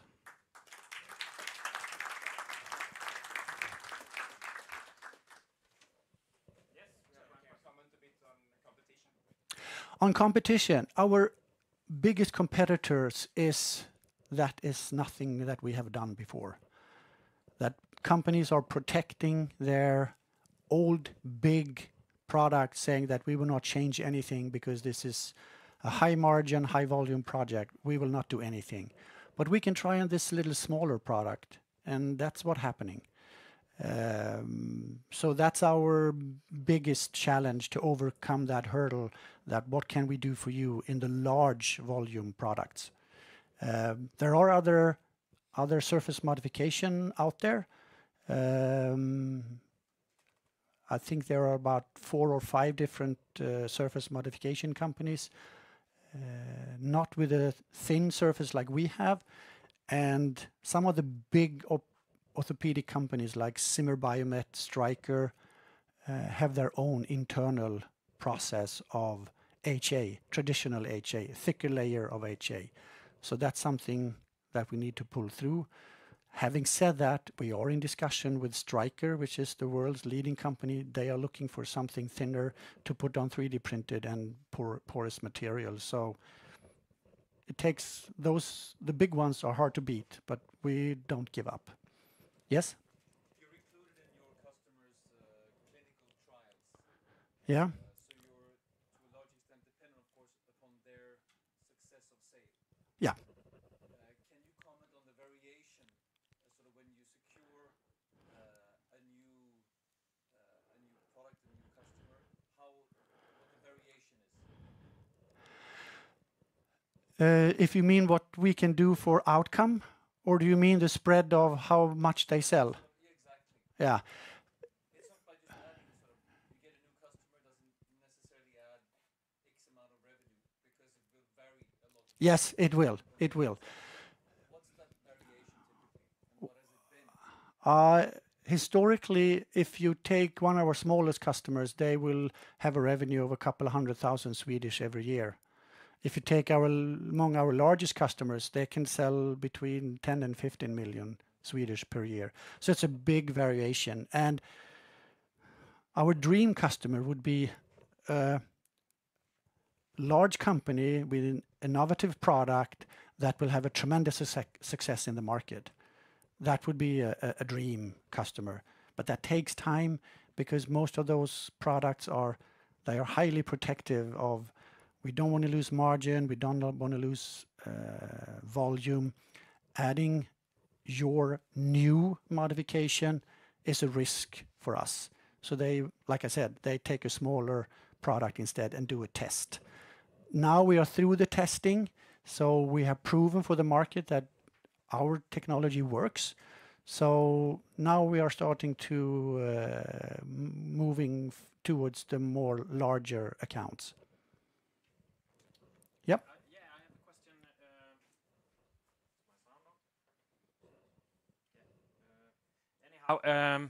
Anyhow, if you follow an asset-light tech company, they also have like design wins to communicate that they have products that will be launched.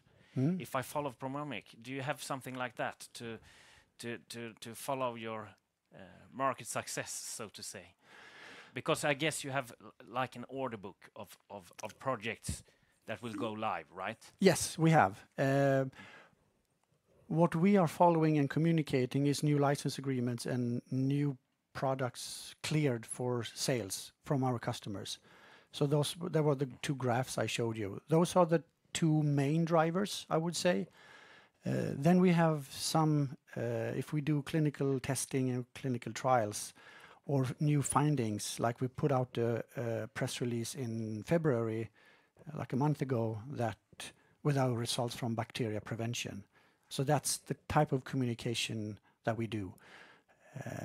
The design wins, it's hard to quantify, because some customers have one single product that they are launching, and that could be a big one or a small one. It's difficult to say in advance. Or we have other customers, like our largest customer, ATech or Alphatech. They have now 8 products on the market, and there are another 6 or 8 in pipeline. So that will be a large customer for us. And that's kind of a nice customer to have. We would like to have more of those who use our technology as a platform. They put it on all their implants that goes into bone. Okay. Could you say something about the cell cycle for your technology? Yes. We had the fastest customer last year that we had so far, Next Ortho Surgical. We met them, and it took 8.5, almost 9 months from we signed the contract until they were launching. That's the fastest we've had so far. Usually it takes between 12 and 18 months from that we sign a contract to a product, to have a product on the market. Mainly, historically, it was regulatory time and development time in our laboratory. Those are the 2 bottlenecks right now. I think your gross margin is also quite amazing. Yes, it's quite amazing. Yeah. And do you think that is sustainable? Is price an issue at all, or is it? Yeah, we are getting a little price pressure again. And we also see that some of the activities that we do will have an impact on margins moving forward. So I depending how we are doing the bookkeeping, it might affect the gross margin as well. But the gross margin of our licensing will always be 100%. So it depends how much we expand in processing and other type of businesses that will decrease the margins a little bit. But we will still be a high margin business. What about the competition? When you talked about, you have quite a list of possible clients, right? Yes, we have. So when your sales team meets this, how do you differ yourselves, or how many other companies like yours are actually going after this list of companies? There are, like I said, we have about 8 or 9 different competitors.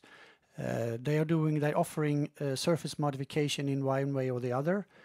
And none of them have such a thin surface modification like we do, and none of them can offer a very simple to use solution with wet chemistry like we do.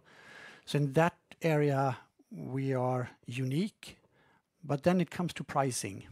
And we think highly of our technology, and we would like to keep prices quite high, to be honest. But we'll see when it comes to volume. It's a trade-off between volume and pricing here. And if we really get into one of the big ones, we might reduce price a little bit. But still, we will still be a high margin company. But yeah, competition is getting more intense, and price pressure is also visible in the marketplace. Yeah, okay. Thank you very much, Magnus. Thank you. We don't have any more time. It's time for lunch. Yes.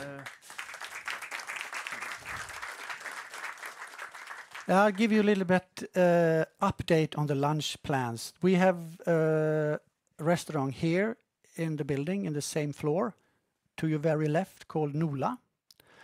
There is a second restaurant in the Mölnlycke new premises, which is open for the public.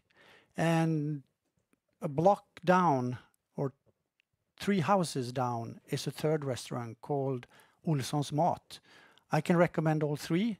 And we reconvene here at 12:30. And we were a little bit strategic when we selected 11:30 for lunch, because then we're beating the crowd a little bit. So welcome back at 12:30.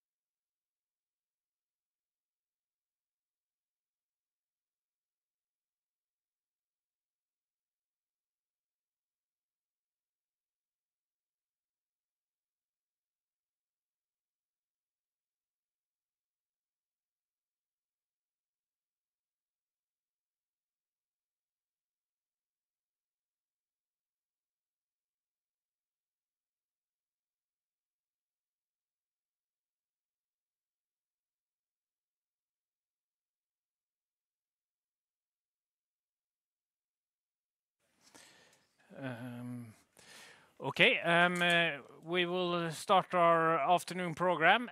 We have a strong lineup of companies also for this part of the day. First company that will present is Intelligent Implants and the chief executive. Welcome, Mr. Larsson. Start off, so and I will get back to you. No, I can help you out. I have done the same several times this today. No.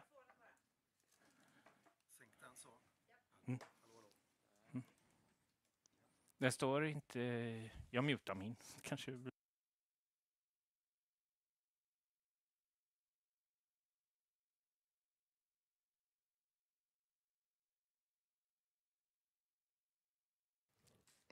Det borde funka. Nu! Oj, oj, oj, oj, oj. Det får sånt lite eko med tyvärr. Så. Jag bara kickar igång. Du kör bara igång. All right. And we present in English, yes, of course. Excellent. Thank you very much. So I will present a really cool company, Intelligent Implants. This is a medical device company. And we say we are at the intersection of digital medicine and orthopedics. You can say, in essence, what we do is that we 3D print bone inside your own body. And we're able to monitor this healing remotely in real time. So not only do we heal the patient safer and faster, we can also monitor this healing. This technology is put into standard orthopedic implants. There is no change in any surgical procedure for the surgeons. They hammer it in the way they always do, but they get all these added benefits for free. Okay. The technology is applicable throughout all orthopedic implants where it's beneficial to grow bone faster and safer. Right? We start in spine. So, spinal fusion procedure, it's done when the disc in between two vertebrae has been damaged. So the surgeon removes this damaged disc and put in what they call a cage or a spacer. And then they want the vertebrae to fuse together, as in the picture over there. Steloperation in Swedish. This is a very common surgery. It's done about 1.4 million times every year. It's extremely costly and it's very invasive. The problem is that it fails way too often. It often fails due to what's called a non-union. And what that is very simple. It's that the bone does not fuse together. You don't get this bridge of bone from one vertebrae to the other. This is a very common cause for a reoperation. And if you need to undergo a reoperation, chances are even higher that it will fail again. And what happens actually is that these patients very often never recovers and they have to live a life on pain medication. So, electric stimulation, it's the body's own way to signal for bone growth. So every time you stress your bones, small electric signals are being sent to the osteoblasts, come here and build bone. So you can say that we hijack these signals and we put them through an array of electrodes to get these signals for bone growth exactly where we want the bone to grow. It's a very well-patented system. We got breakthrough device designation from the FDA. And as you see, there's no battery or any hanging wire because it's all powered wirelessly through induction that I will show in a bit. You see there, we stimulate the bone to grow very, very powerfully, but we can also monitor the bone growth. And we can monitor the bone growth by using the same electrodes here that we use for stimulation to temporarily stop the stimulation, and then we send a little signal from one electrode to the other. And as bone grows, since it does not conduct very well, the impedance value will go up as you're healing. So what you will get is like a healing curve telling objectively when a patient has been healed. So how it's done today is basically you go in and you have CTs or X-rays. We will definitely lower the amount of needed X-rays and CTs, hopefully even remove them. And it's all objectively, not subjectively. So here are the three components of the system. It's the smart cage that we put in between the vertebrae. And there's the E-cap. It's a medical wearable that you wear that actually sends power to the device. Almost like when you charge your iPhone, but you need to go over a much larger distance. Sends energy, the implant will heal you, and then the implant will retrieve the impedance data, send it back to the E-cap. The E-cap sends it onto the cloud, and then onto this physician's desktop, so they can monitor the patient's healing. And there's a patient's app as well, mainly for compliance. So how does it work? How does this implant heal better than before? So we test this by putting 2 implants into a sheep. So we put in one of the implants, we have the simulation on. In the other implant, the simulation is off. And then we measure the difference in bone volume, how much more bone do we grow when we have the simulation on, and what's the bone quality. At the bone quality, we look for the trabecular thickness. And it turns out it's fantastic results, incredibly good. So we have 3 times more bone when we stimulate versus when we don't stimulate. And it's also extremely good bone quality. And this data that you see here, it's an average of 5 sheep. And you can see here that in every implant that we stimulate, much more bone versus the unstimulated. Stimulated, unstimulated, so forth. The market for this is obviously big. If we break it down to only look at the lower back, so the lumbar spinal fusions, and we only look at EU and US, we have a serviceable obtainable market of about 2.8 billion euros. Takes a long time to build this company. We discussed over lunch how long time it takes. You don't know this when you found the company. We spent about 10 million to date, and we are very close. So we did this great animal studies that you saw back in 2019, and now we spent the last couple of years to actually find a way to produce this industrialized, so we can produce it at scale. We have a really nice supply chain from and are very close of being able to produce to do the first in human study. So that's what we're doing now, raising 5 million euros to actually perform the first in human clinical study towards the end of next year. This is the by far most value added milestone to date. We got this technology now extremely small throughout so many years of optimizations that we can put this into almost any orthopedic implant where it's beneficial to grow bone faster and safer and to monitor the healing remotely in the process. But we need to stay really focused now on the first product, but it's hard not to look at all these other applications that are out there. Here's the team. We sit right here, the northern tower on the 6th floor. Here are my contact details. If anyone wants to come by and visit and actually look at the implant and feel them and see us demonstrate them, you're more than welcome to come by. Just send me an email and we set up a time for that. That's it. That was a short one. Thank you. Thank you very much. If you have any questions to Martin, please raise your hand. Yeah, we start off here. Very speedy. So. Yeah. Perhaps first of all, a little bit about the clinical study. Yes. In the sheep, you did 2 vertebrae, or 2 discs, basically. That's correct, yes. Because you can do whatever you want with the sheep. But presumably you can't do that with a human being. Nope. Or how will you then compare sort of between your version and another version? Or how is it going to be done? It's a really good question. We know already now what's the average healing time. But you could also tell from the sheep, it's very individual, right? All these sheep that we did in this trial, it's super different from one sheep to the other. But we see so potent results. So the sheep heal twice as fast when we stimulate versus when we don't stimulate. So we would estimate also that the patients will heal twice as fast.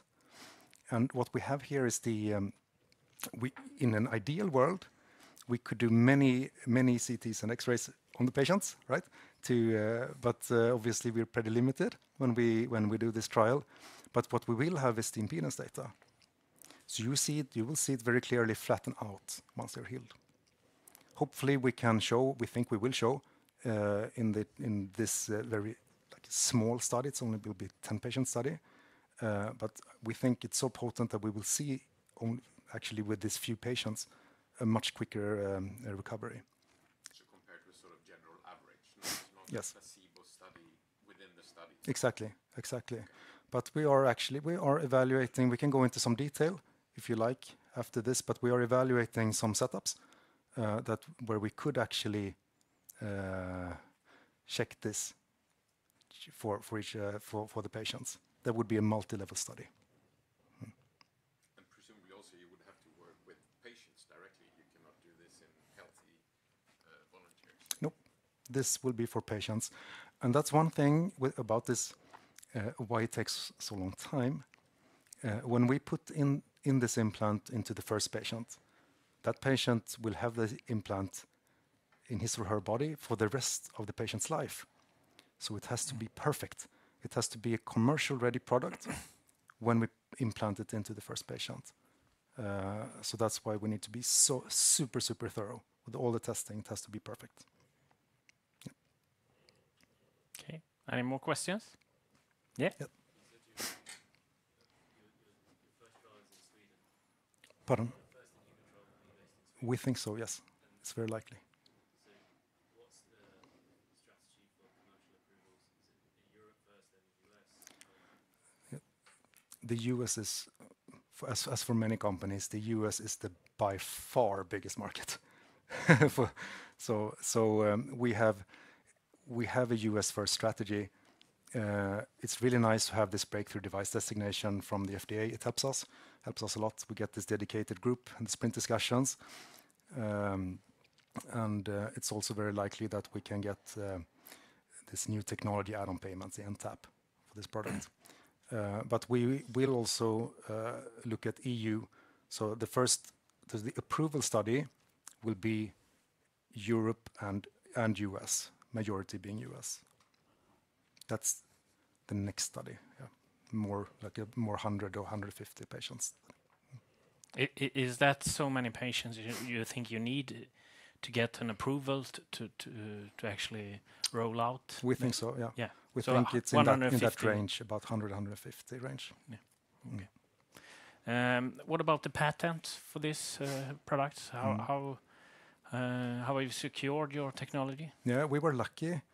So when we founded the company, I was the first investor, John and me.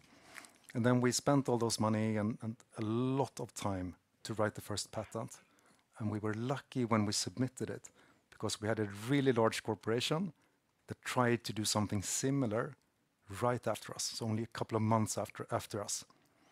And we had written it so well that they got so much pushback towards our patent that they actually abandoned their complete application.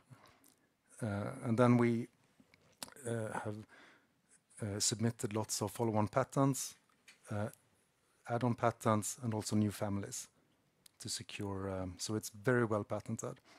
Yeah. How will you find patients for this? Is that through patient? I don't know if you call it that in English. Patient organizations, or how will you reach out? Yeah, then you have to partner with the right hospitals and the right doctors. Yeah. Okay. So we think it's since it's such a common surgery, we think it should be possible to do like a 10-15 patient study with only 2 sites here in Sweden, as an example. You can have it here in Gothenburg and one site in Stockholm. That's what we're looking at. Okay. Who are the owners? I've heard of you two guys, but the rest of the company, who are your major owners? The company was founded, so the brain behind the system is not me. It's John's little brother, and that's the reason I invested, because I knew he was a super genius, right? He was at the time doing his PhD at the Washington University in St. Louis, and his domain was neuromodulation. So that's where he's from. That's the technology that we now add to spinal fusion. So he became friends with a really good, ambitious Irish neurosurgeon, Dr. Rory Murphy. Rory is now active at Barrow Brain and Spine in Phoenix, becoming a superstar over there. So they founded the company. John and me invested, and then we got lucky to being able to call ourselves co-founders, right? So that's the 4 co-founders. Then over the years, we have gathered in investors, obviously. We raised about 10 million. We have small seed stage investors, VCs. SOSV has joined us as an example for every round. And then we have multiple family offices and business angels. It's about 100 in total owners, but not on the main cap table. We were pretty smart, so we set up an SPV pretty early, where all these go through. Okay, I can. Sorry. Yeah, sure. If I can add, go on. One important thing to mention is we have tons of neurosurgeons on the cap table. The surgeons really want this technology to come to the market, and these are often American. So John and me, we had a little US tour in October. We met with multiple neurosurgeons, and they just love this. Everyone wants to test it first. Can we be the first center? Can we be the first center? And then they invest, right? So the market surgeons, they really want this to happen. You see a strong interest. Huge interest. It's super motivating to do those trips when you can actually see it.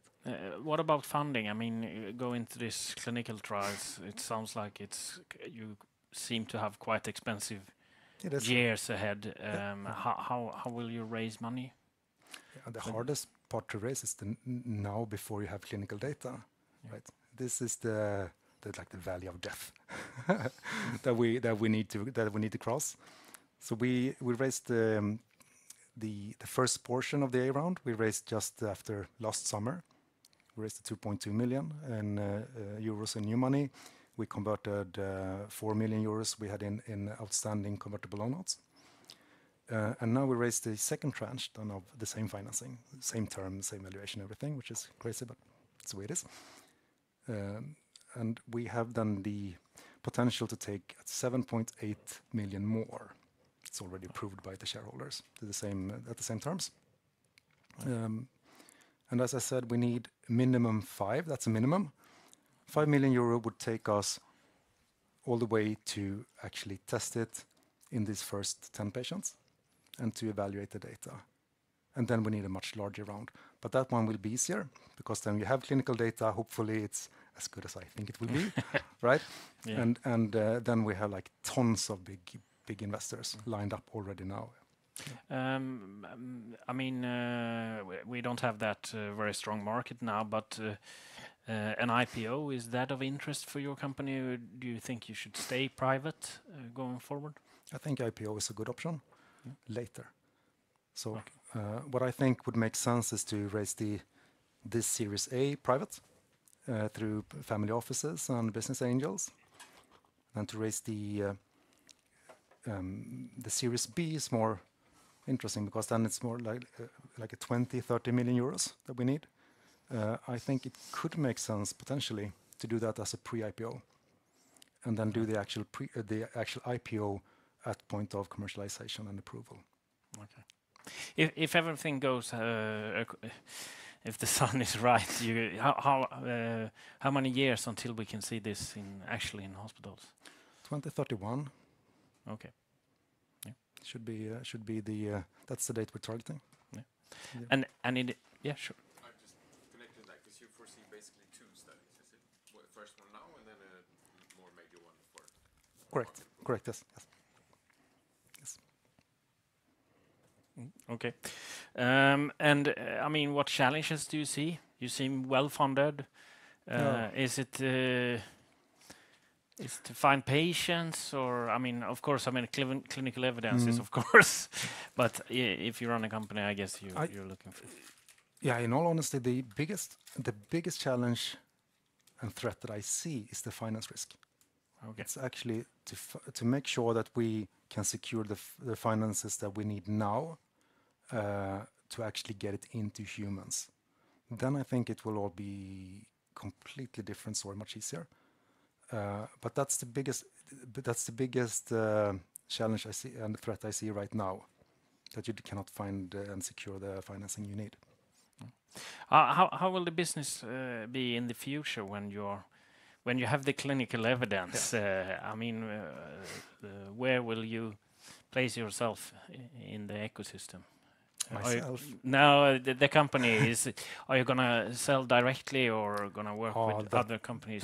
That's a really good question. If you know how these implants are actually sold in real life, they have so the big companies, they have sales reps out on actually assisting throughout all the operation. So they stand there. We watch the surgery and like the sales rep looking this and looking at all the, like helping the surgeon to look at the pictures and the X-rays and everything, and then supplying everything that the surgeon needs, and then doing all that. It's pretty hard to set up such an organization by yourself. Yeah. So the answer is definitely to partner with someone. It could be one of the bigger players. It could be through like one of all the distributors that are out there, or like a multiple selection, one for each like course or something. But that's the way you need to set it up. Or you could also imagine like selling the spine, like the first business, and then continue to produce all these new implants. It's so many options, and it will be extremely fun to evaluate, what would work best. But it's a question for a little bit later. Yeah, of course, it takes time.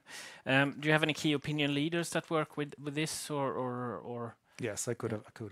Of course, I've included a slide. We're working with some of the best surgeons and key opinion leaders in the world. So we're like the surgeon who did Tiger Woods' spinal fusion surgery. He's on the advisory board. It's mainly Americans. Yeah. Now, since we are building the company here, we also want surrounding us with local, with Swedish people. So who would like the best surgeon be? We found Dr. Gunnar Nemeth, who was the CEO of Capio. He was also co-founded Ryggkirurgiskt RKC in Stockholm Spine Center, and is a professor in orthopedic surgery. So like a perfect guy for this. He has both the domain knowledge and also the business knowledge. So he's on the advisory board. Magnus Nilsson, Blåvitt's new chairman, and also the former CEO of Vitrolife and Xvivo, is on the board. And then we have, so it's like the best people. Yeah, quite a strong lineup. It is. Yeah. It sounds like that. Thank you very much. I don't have any more questions at the moment. Thank you for a very interesting presentation. If we don't have any more questions. No? Yeah, one, of course. You mentioned the financial risk. So how are you looking for the money? You mentioned also that you had VCs and business angels. Yes. But no accelerators, no Almi, nothing. We have received the EIC grant, 2.5 million euros in grant. So that's one of those that we already did receive and spent. And I think at this point now, since it's a bit too small for the larger VCs, for most VCs, and we are not in a position where we could actually use 20 million euros. 10 million I could use. So so how we're raising money, we're doing like this, presenting and meetings. I think if you guys would come and visit us and actually meet the team, much better than I am, right? Who actually constructs these things and to actually see the product because it's complete.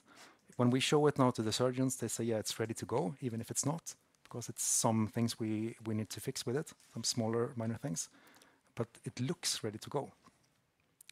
And the technology like this wireless powering of the system, we can show it here if you come and visit us. Yeah, so that's when we really get people super interested when they see it. Yeah. What's the valuation in this round? 25 million euro pre-money. That includes then the conversion of all the outstanding loan notes that we have. So that's already done.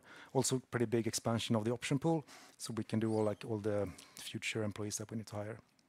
But the team we have now is complete. So we are 11 people, and it's complete for the stage we're in.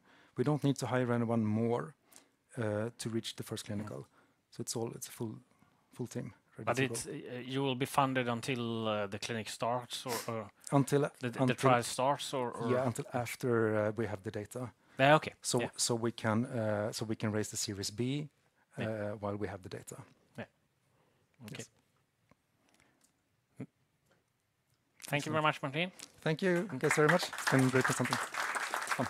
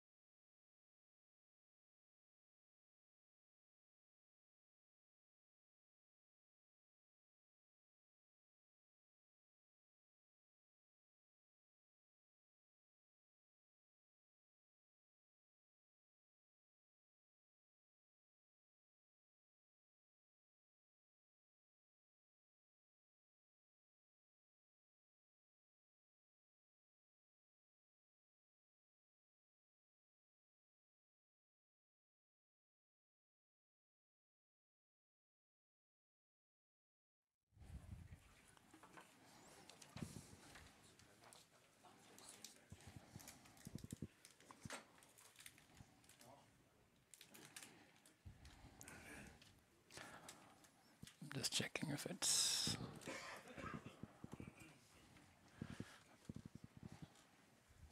connected, right? I think so.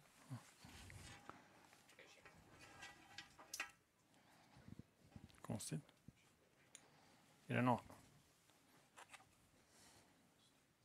Det är inte den här, Andrea.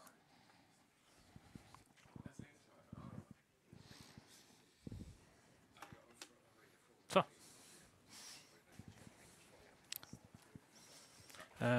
I just make the introduction. Okay, we move on. We have Ampheria on stage and Chief Executive Anand Karmi. Welcome. You can start your presentation. I'll come back. Thank you very much. I'm going to present to you a company that was spun off from Chalmers now nearly 7 years back. And the intention of Ampheria when we started the company was to address bacterial infections in a completely breakthrough manner. And what I'm going to present to you is the story behind the company, the technology in detail, why it's unique, and where we are today from a commercial standpoint. Ampheria's basis as a company is that we are focusing completely within the medical device area, and this is a new material that we can apply into medical devices for addressing bacterial infections, for binding and killing bacteria in a targeted manner without causing any harm to the tissue health, including even the most dangerous resistant bacteria known to us today. And I'll tell you a little bit more about the core of the technology in the next slide. But I want to take your focus to this picture, which I absolutely need to show you, where the effect of the material is clearly visible before and after the exposure of bacteria to the material. What you see in the green picture is living bacteria that's thriving on a material without the Ampheria technology. And on the right is immediately within a few seconds when the bacteria comes in contact with the material with the Ampheria technology, the red indicates dead bacteria. This is a way to look at bacteria under the microscope. These are real microscopic images. And what you actually interesting to notice here is in the green picture, the bacteria is spherical, and that's how they are in its thriving form. And when they come in contact with the material, they get smashed. They are completely transformed into a disc-like structure, making them physically impossible to thrive later on. And this forms the basis of the story moving forward. Why this happens? What is the core of the technology? We have utilized something called antimicrobial peptides into application within medical devices for addressing bacteria. These peptides are, from a scientific standpoint, nothing fundamentally new. Alexander Fleming, in fact, even before he discovered penicillin, he identified the role of antimicrobial peptides within our innate immune system. These peptides are our first line of defense when we interact with fungi, bacteria, viruses on a daily basis. And they are extremely unique and highly evolved systems that kill bacteria by physically disrupting the membrane of the cells. So it's a fundamentally simple way of treating and killing bacteria, but extremely targeted because these peptides also hold a positive charge. And microbes that cause diseases, they have a negative charge. And because of the charge differences, they are able to deviate more towards the microbes and kill the bacteria and not cause any harm to the tissue health around it. You might wonder, now this is more than 100 years since we've known the role of peptides. Why hasn't there been a single therapeutic of utilizing these peptides in the clinic today? Not as medical devices, not as pharmaceuticals. And there's a key reason for that. It's the lifetime of the peptides. The stability of these peptides are extremely low. So if you were to take these out of the body or synthesize it outside the body and try to use it as a coating on a device or as a therapeutic agent, before they can have an impact on the disease, they break down. Within a matter of seconds, they are completely disappeared in the body because the body has enzymes that eat out these peptides and kill it, destabilize it instantaneously. And that particular problem has prevented the usage of antimicrobial peptides in the clinic for a very long time. This is really the blockade that prevents these advanced technology to be used from a therapeutic standpoint. And that problem is what Ampheria has solved. What we have developed is a soft gel-like system where these peptides can be covalently and permanently attached. So you increase the stability, the original stability being a matter of seconds, to up to 5 days in a real biological setting. So it's a huge jump, which actually makes these peptides clinically usable as therapeutic agents. And this is not done before when it comes to increasing a lifetime of these peptides. And now you're able to make products, devices that can withstand harsh biological environments while keeping its antimicrobial activity intact. We are taking this forward, the technology forward, into applications within human and animal wound care. And this is our first focus area. Wound care is, as a whole, is the main application area, and focusing both on animals and humans. But the technology, as you can imagine, has potential that goes beyond wound care into medical devices. That includes catheters, implants, but also in the intensive care, in surgery care, when prevention of infection is highly important. Moving forward, I'll tell you more about the wound care application, because that's where our focus lies today, and that's where we have progressed commercially speaking.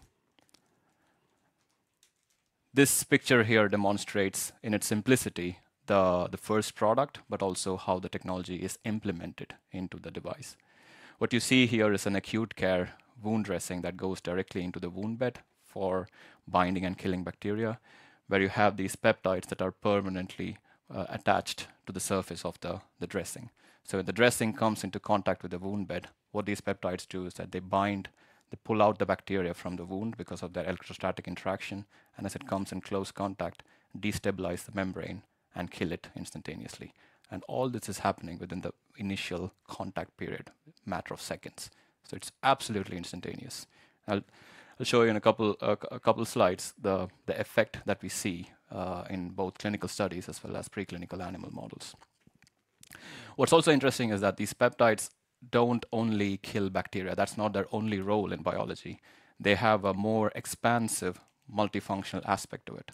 So it has immune modulation aspects, making healing responses move faster.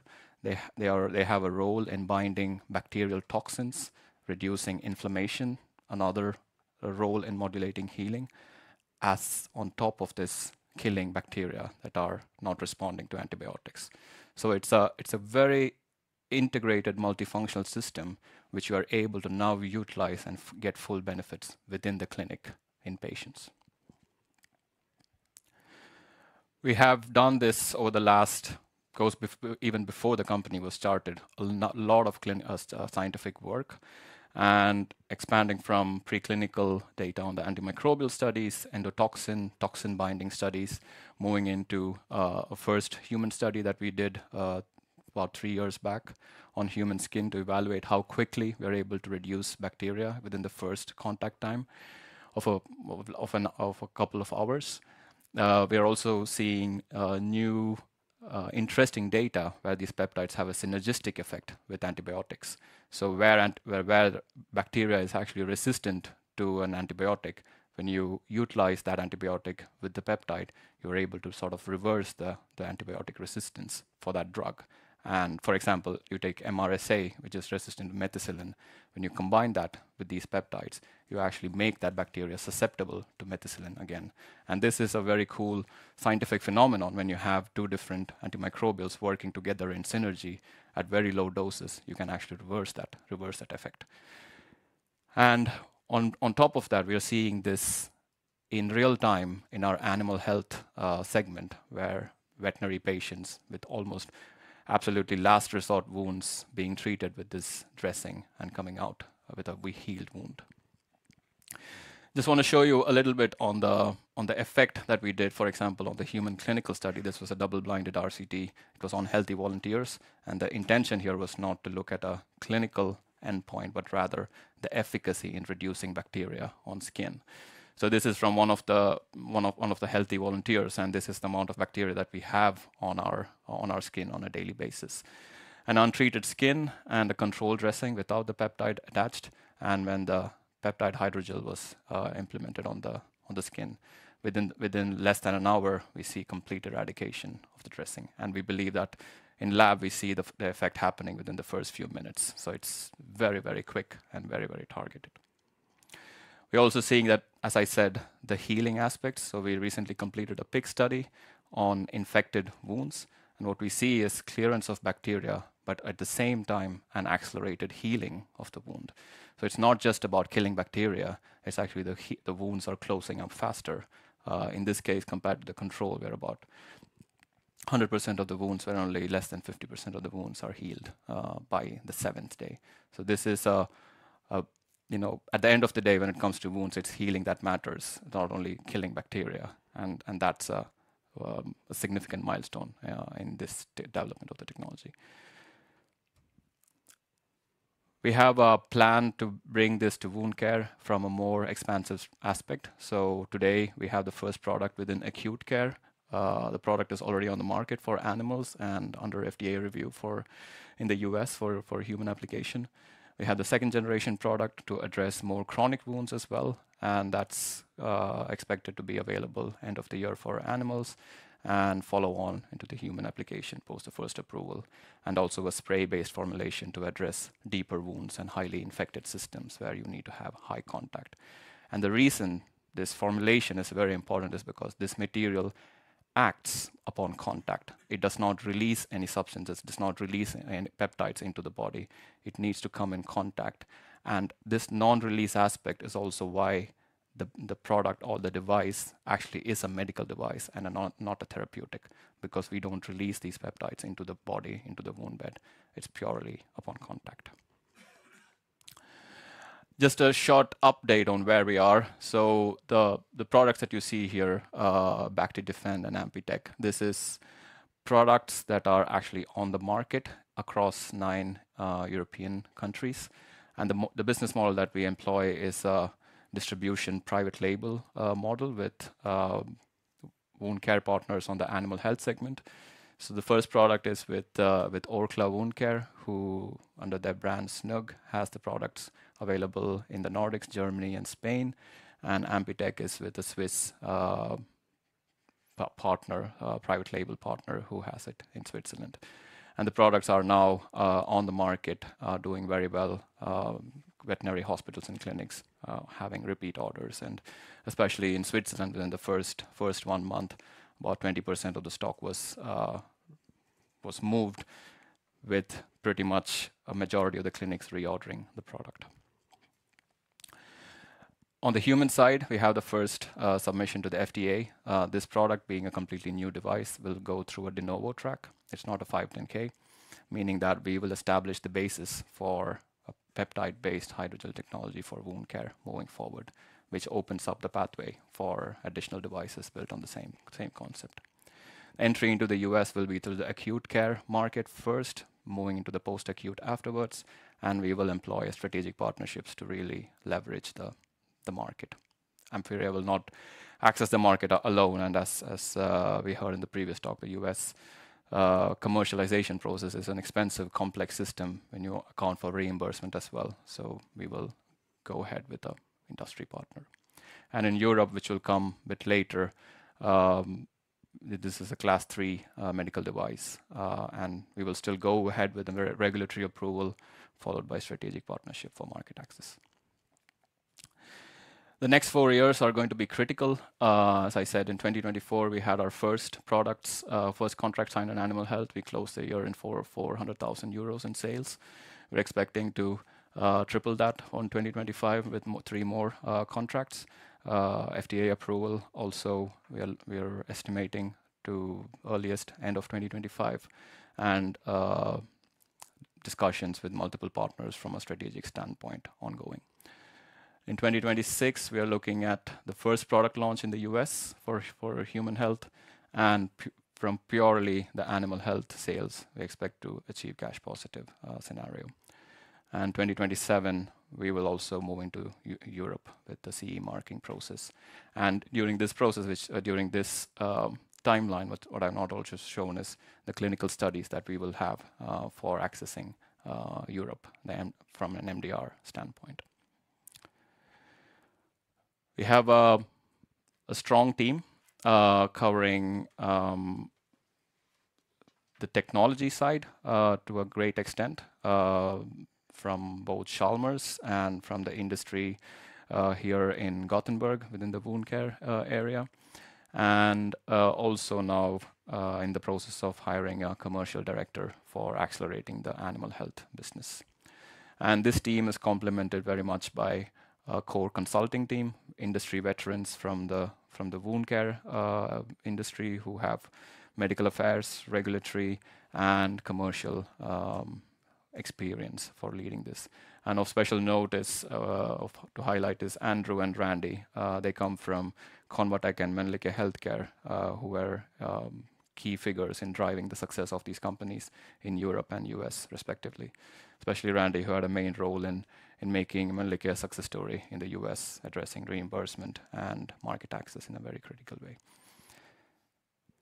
Ampheria is raising capital right now, and we do have a time frame in utilizing this capital to achieve key milestones, which especially goes into animal health sales ramp up, increasing our production capacity to address both human and animal health needs, the clinical studies, both for EU and US reimbursement, and finally prepare ourselves for the CE marking audits.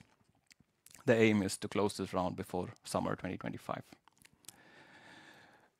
Fundamentally, what we believe as the main core reason that makes Ampheria a very unique investment case is the fact that this is an antimicrobial technology like no other on the market today, that leverages something that people have been trying desperately for a long, long time to bring to the clinic, and we open the doors to that with the innovation. A technology that is able to not only address bacteria, but also bring in the aspects of wound healing and reducing what could be inflammatory agents in the wound to the market. Addresses both human and animal health at the same time, not working on multiple different products for each market, but essentially base technology, but you have the ability to diversify quite quickly in that regard.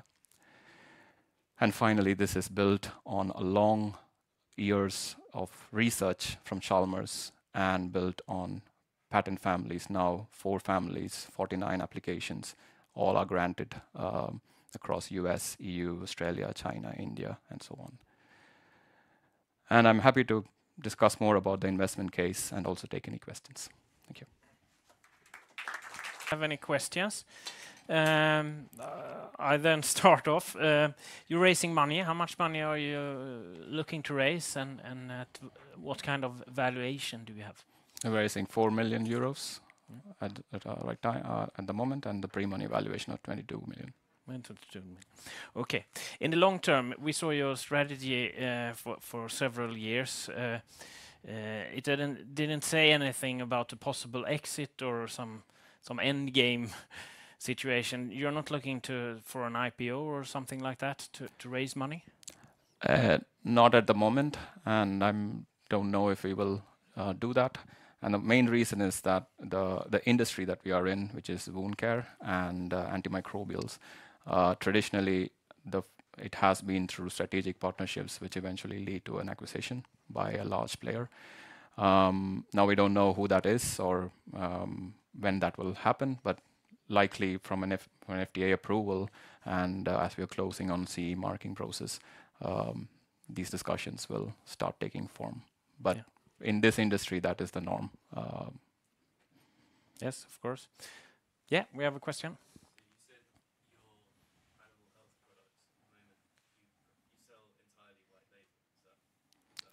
It depends on which markets we access. Today we only have white label, and that's also to leverage the Ampheria's strengths against a partner who has a brand name and brand recognition in that.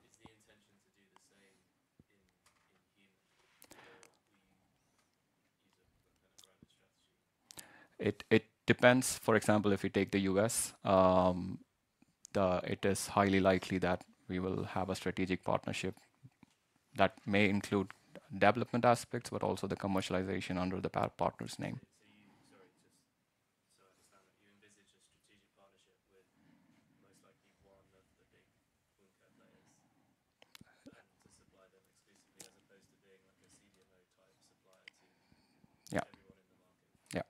And that speaks to the uniqueness of the technology, because a partner would likely negotiate for that, and then the remuneration needs to be factored in for that. Very good question. The animal part of your business, how big can that be? About 70% of what the human wound care business is today. Okay.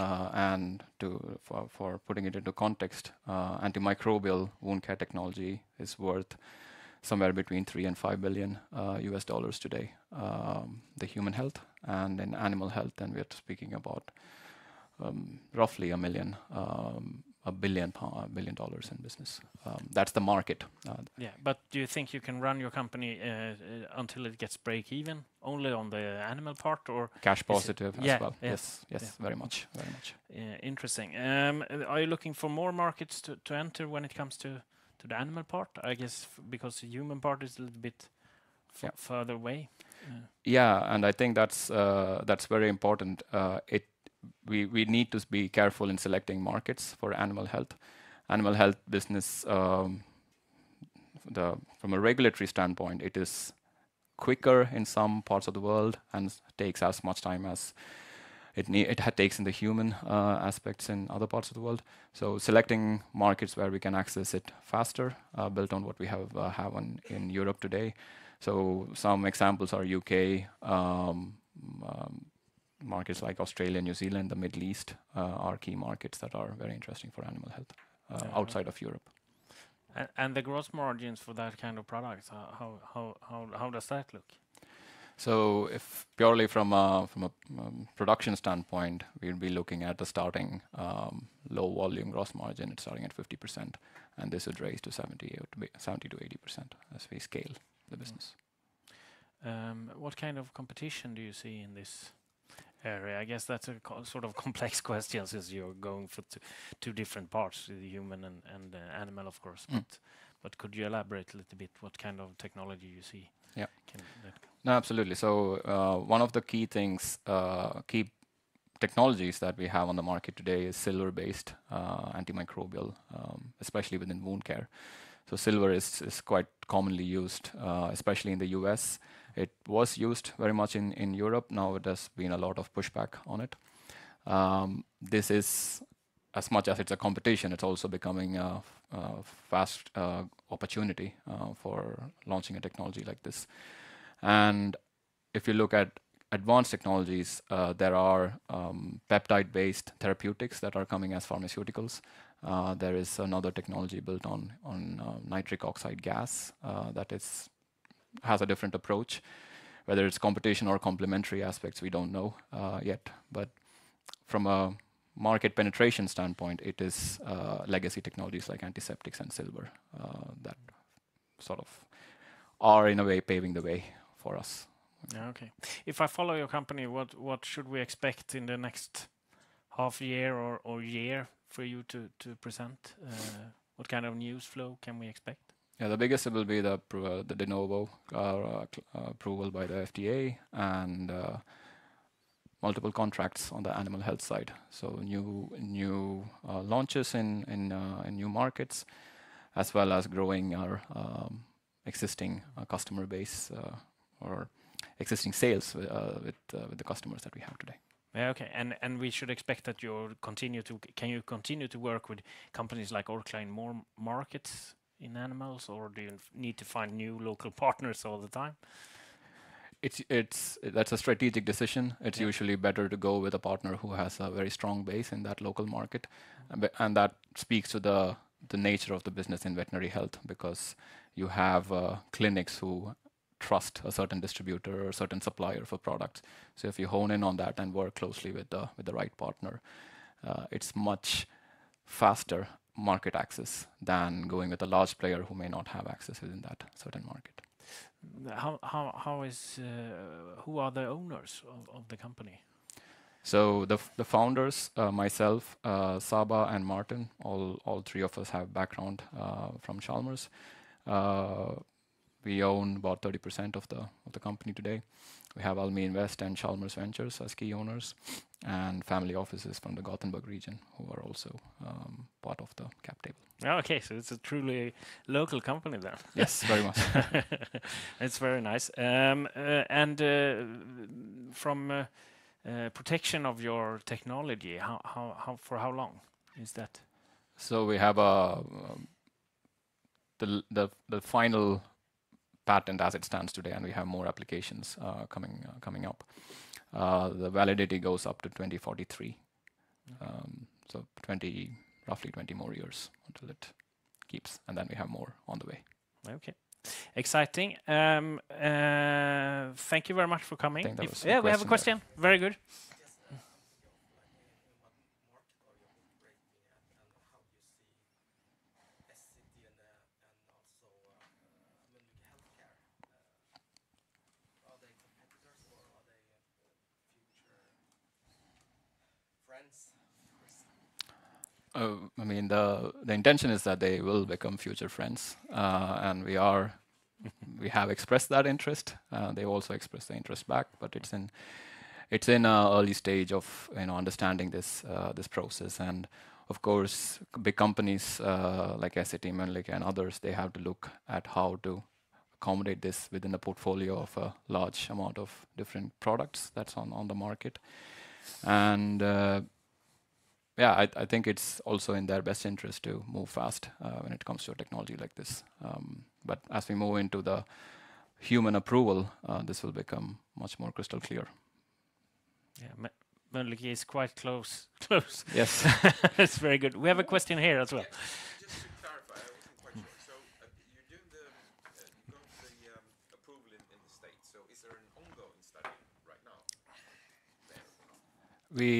For approval in the FDA for de novo, there is it's not an obligation to have human clinical study.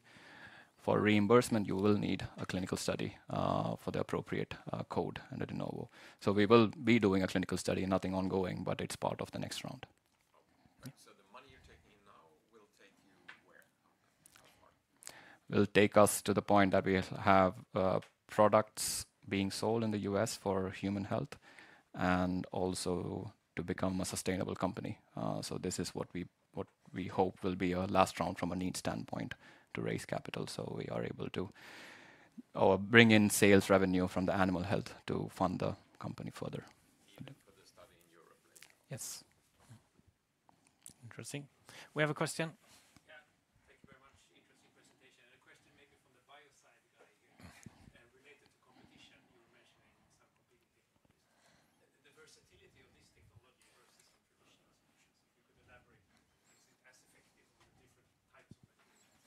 Yeah, absolutely. So if you take the existing technologies, what's on the market today, these are built on, as you said, biocides, antiseptics like silver, iodine, and so on. Absolutely, I mean, they're very good at killing bacteria, no doubt.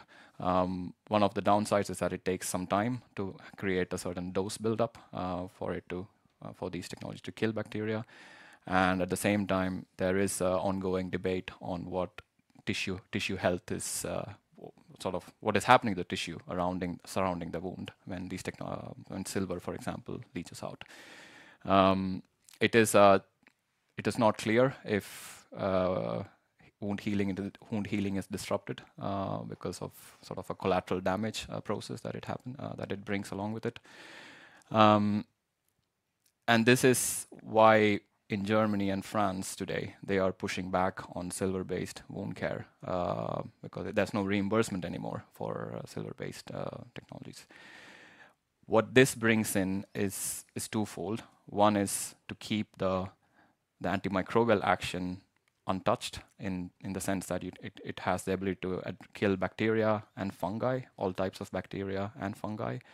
The speed of action, which is within a matter of contact, so that's upon seconds to minutes when it comes in contact with the bacteria, but also without compromising the tissue health. So it's a highly targeted system that not only affects the tissue, but also shows indications from a healing, promise of healing the wound faster. So it's pushing the boundary further, so where you can get a bit more targeted effect. Okay, thank you very much. We will have a quick coffee break, and we'll be back later for more. Or is it no coffee break? Okay, sorry. Yeah, thank you, Warren.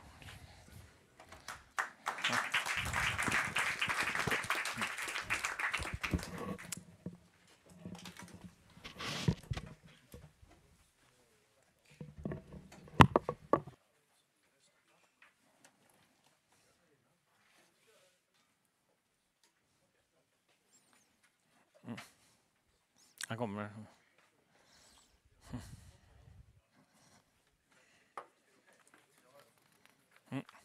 Hej, välkommen. Hej, hej Mats. Ja, jag förstod nästan det. Tack.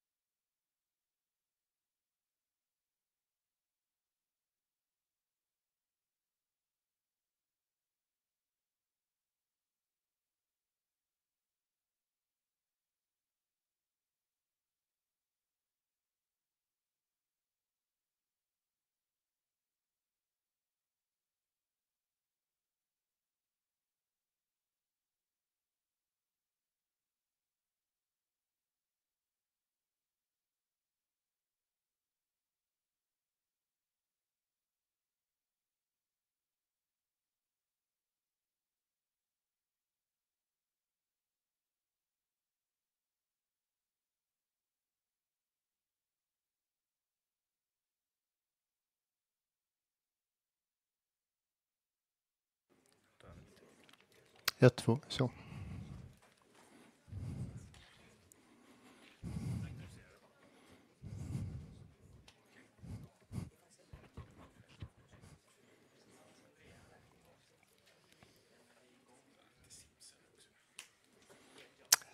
Yes.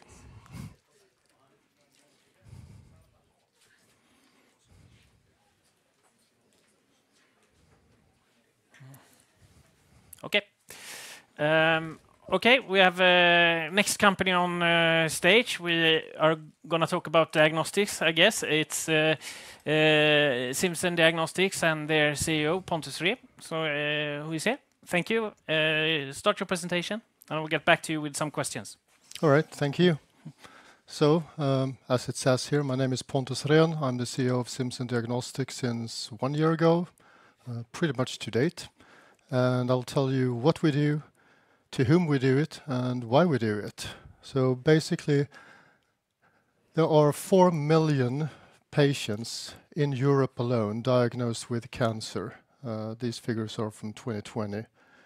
That's approximately the Öresund region, the eastern Denmark plus the Scania region. So quite a few people. Half of those, twice the population of the greater Gothenburg area, die every year in Europe alone from cancer. So quite a substantial amount, which is why we do what we do. A lot of these people don't really have to die, and they do so because of late detection of relapses, in some cases. They do so because whatever treatment is administered, the physician is not really sure whether or not it has some efficacy or not until months possibly have passed. And if you have some surgical removal of the tumor, it's not always quite certain whether you were able to remove the entire tumor or if some remains. With our technology, through a simple blood sample, you're able to test whether or not the tumor burden has changed in the body. So basically what happens, we don't screen an otherwise healthy population if they have cancer or not. We come in when a cancer has been diagnosed. And when it's been diagnosed, there will be some neoadjuvant therapy, and with our technology we can determine whether or not that has any effect. There will be surgery. We will determine if there's any minimal residual cancer left in the body, or if you need to remove more tissue, or for that matter put in some chemo, more radiation, whatever it is. And then we monitor the patients for years and years. We do so at the Eastern Hospital of Sahlgrenska here in Gothenburg, where we monitor pediatric patients with sarcoma. And we can detect then any relapse up to a year before you can see it with standard of care like imaging. And then we follow the patients, look at whatever treatment is administered, does it have effect? Does it need to go to second-line treatment? Do they need to be included in clinical trials? Anything like that. So again, with a simple blood test. What we do is, first of all, we get normally a small biopsy of that tumor.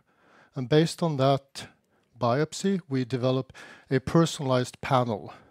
So we look at the tumor and we see exactly what mutations is forming this tumor. Because as you may know, that every single tumor is unique. It has its own set of various genetical mutations. And we will find those, and we will look for them, and then we'll take blood samples, and using our panel, we can check whether or not there is ctDNA in the blood. ctDNA is circulating tumor DNA. Put it simply, all cells in the body die, and when they do so, they emit traces of DNA in the blood. And when a tumor cell dies, it's called circulating tumor DNA. They only exist for a couple of hours and then they're dissolved in the body. So if we find ctDNA in the blood, there is a tumor present right here and now. There are ways to do this, different ways. You can do qPCR, you can do fixed panels. Fixed panels is, for example, when you say you have a breast cancer, and then you know that the most common mutations or a specific set, and you look for those most common mutations in the patient's tumor or in the patient blood sample. However, you may have a couple of those mutations, none of those mutations, or a whole set of those mutations, but you don't really know, so there'll be a number of false negatives. What we do is that we look again at each patient's own tumor, so we know exactly what mutations to look for, which is why we cover everything in your tumor, and therefore we have many more markers we can track, and sensitivity will be excellent compared to the other methods, as well as specificity. Today we're primarily targeting biopharmas, so looking at clinical trials, they obviously have a need to understand whether or not their drug candidate has any sort of effect or not, and we can provide a very immediate answer as to if it has effect and if so, to what extent. We also help them with patient stratification, meaning that if you have a number of patients, say a larger trial, you want to have 800 patients in the trial, if you check their ctDNA levels prior to actually entering into the trial, you'll see that there will be a majority with very low ctDNA levels. And they are very unlikely to develop a relapse during the period of the trial. So if you only include those with high ctDNA levels, you can minimize cost by up to 75% of the entire trial. But you'll have the same statistical data, or I mean, it'll be as certain as otherwise, just much cheaper because fewer patients will have to enter the trial. We're also looking at clinical use.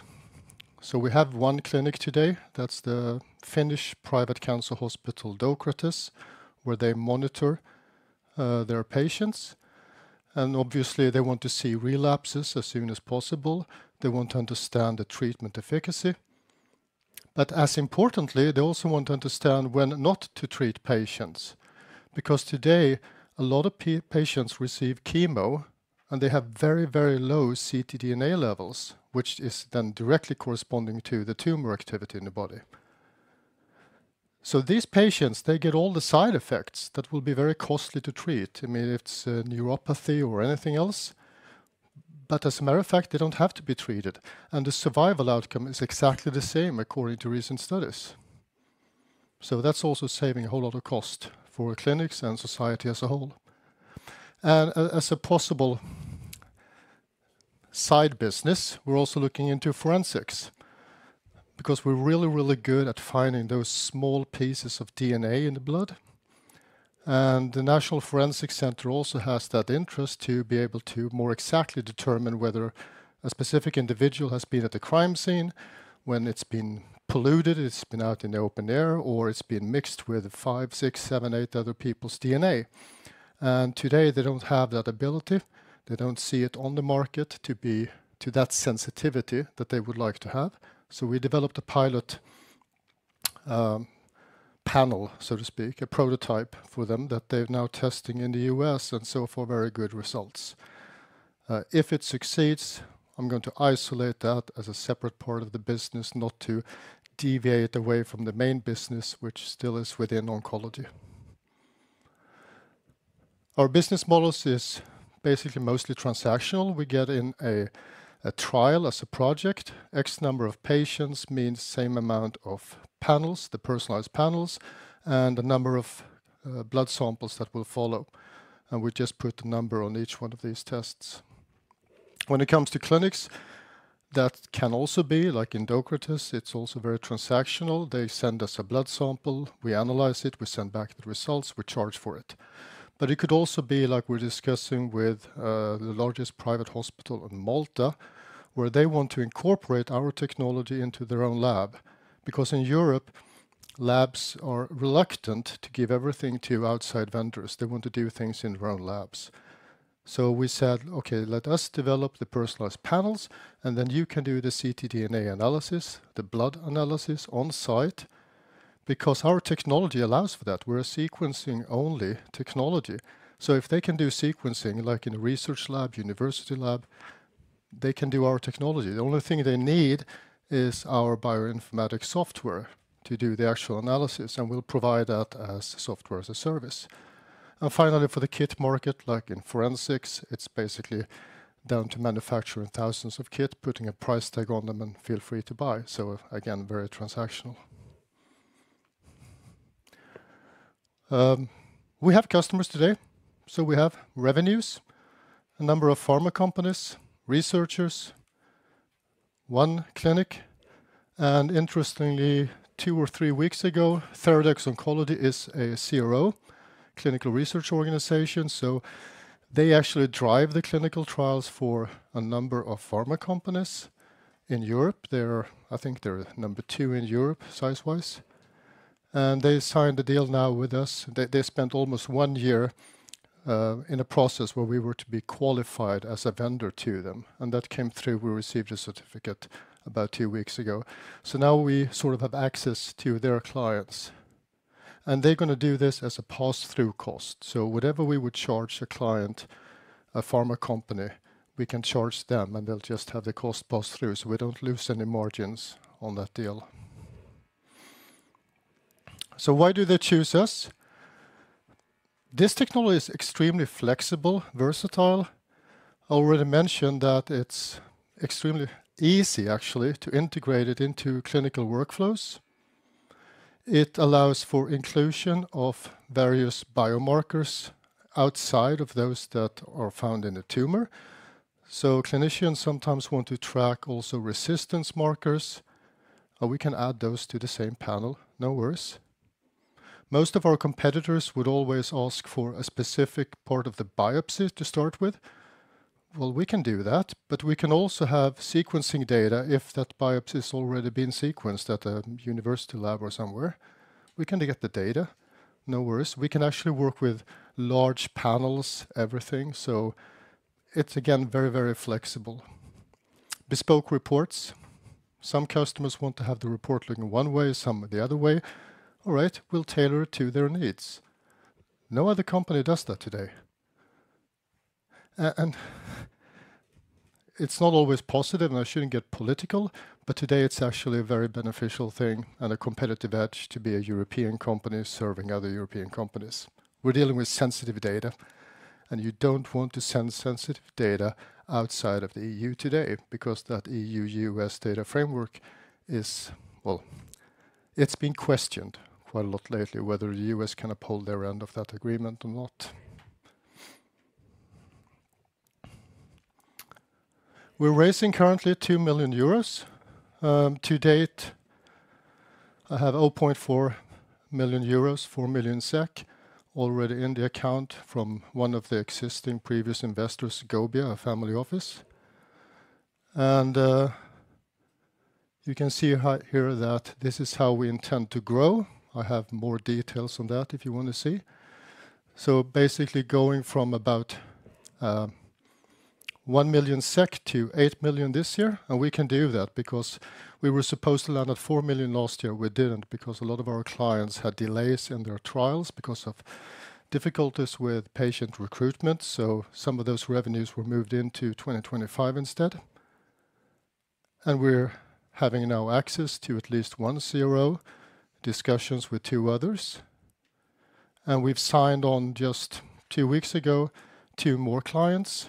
So they'll start just after the summer. We're having discussions with 2 clients on a phase 3 trial. So numbers will certainly increase. So this is a very moderate estimate on the forecast. We'll show black numbers in 2026. Normally startups shouldn't do that, I'm told. We should just focus on growth. But I think, and some of the investors I've spoken with agree with me that if we show black numbers in 2026, we've proven the case. And then we can decide whether we want to have yet another round, for example, sponsoring a clinical trial or something. And then we may go red again, but at least we've proven that, yes, we can do it. So right now, we're heading towards black numbers by end of 26.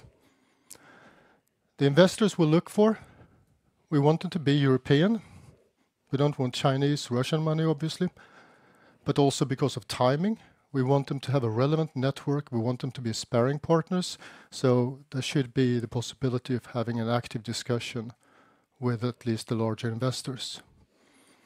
And looking at return on investment, there are basically 3 paths you can follow. One is an IPO. That's certainly not within my control. That's an ownership decision. We could get a bid on the company from, I don't know, Roche Diagnostics or whomever. That's not in my control either. What I can control is to build a strong company with lots of shareholder value that will pay out dividends. And if I do that right, the other 2 paths will also be, well, the bid will be better and the market introduction through an IPO will also be more attractive. But the thing I'm focusing right now is to build a strong company that can stand on its own 2 legs and pay out dividends. Thank you.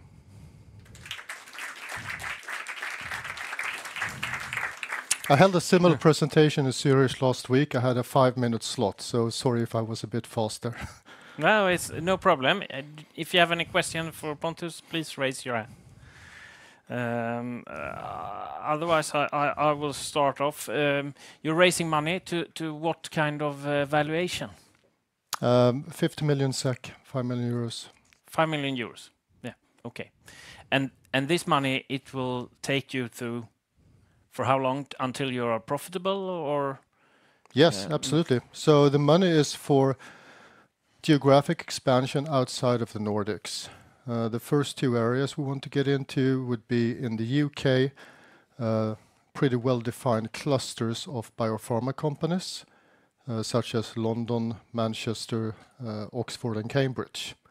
And the second area we're getting into would be the Greater Zurich and the Munich area, again because of they have a well-defined set of cluster with biopharma companies. Also in Switzerland, we're looking at 4 private clinic chains. So we're working with Business Sweden now to gain entry into those. Okay. So it's international expansion. That's the first part. The second part is really about resilience.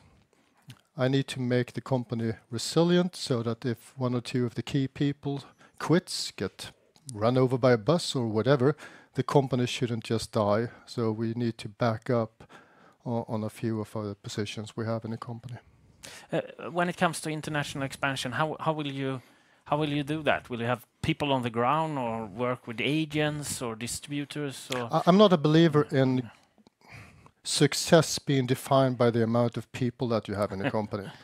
So we're going to hire people when we need to or to build resilience in the company, meaning that if we go to the UK, we can do that actually very much from here. Yeah. And we can use the same lab as we have here in Sweden at AstraZeneca Venture Hub. However, if we get a critical mass of customers, then we can put a key account manager in place. And certainly we can do that in the Swiss-German part of the market. just have someone there managing the customer relations, because the customer experience will be key to everything we do. I mean, it doesn't matter what sort of technology comes out that tries to disrupt what we're doing, because technology will always come out with, it will be new, it will be slightly better, but the one thing that cannot be replaced is the customer experience. So that's certainly one thing we're focusing on. So to get back to your question, the number of people will grow as we see fit for building resilience, and as business grows, if we need more hands in the lab, and when we have a critical mass of customers, then we're going to put a key account manager in place, but we're not going to do it the other way around. First put a sales rep and then get the customers. But if you increase your footprint, I guess the main income from that will be clinical trials. Am I correct? Yes. Currently, we're focusing again on the clinical trials. Yeah. We don't have a CE mark yet, and I'm not building the company based on the assumption that we'll have a CE mark. We're going to apply for a CE mark according to the IVDR, but the growth will primarily come from the research use only designation that we use in clinical trials and for some private clinics as well. Then the forensic could prove to be like a cash cow if it succeeds, and we'll know that this summer, because then NFC will have taken it back to Linköping and do their final test, and they'll place an order with us. If they do so, then we're outside of the medical regulatory framework, so we can sell basically that same panel to whatever police force or forensic lab that wants it. And it will be highly recurring, right? If Yes. I understood you correct, yeah.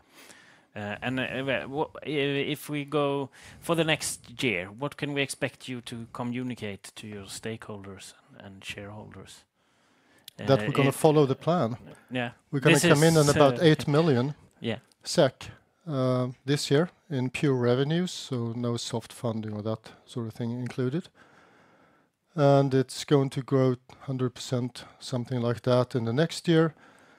Plus, it's going to show some black numbers.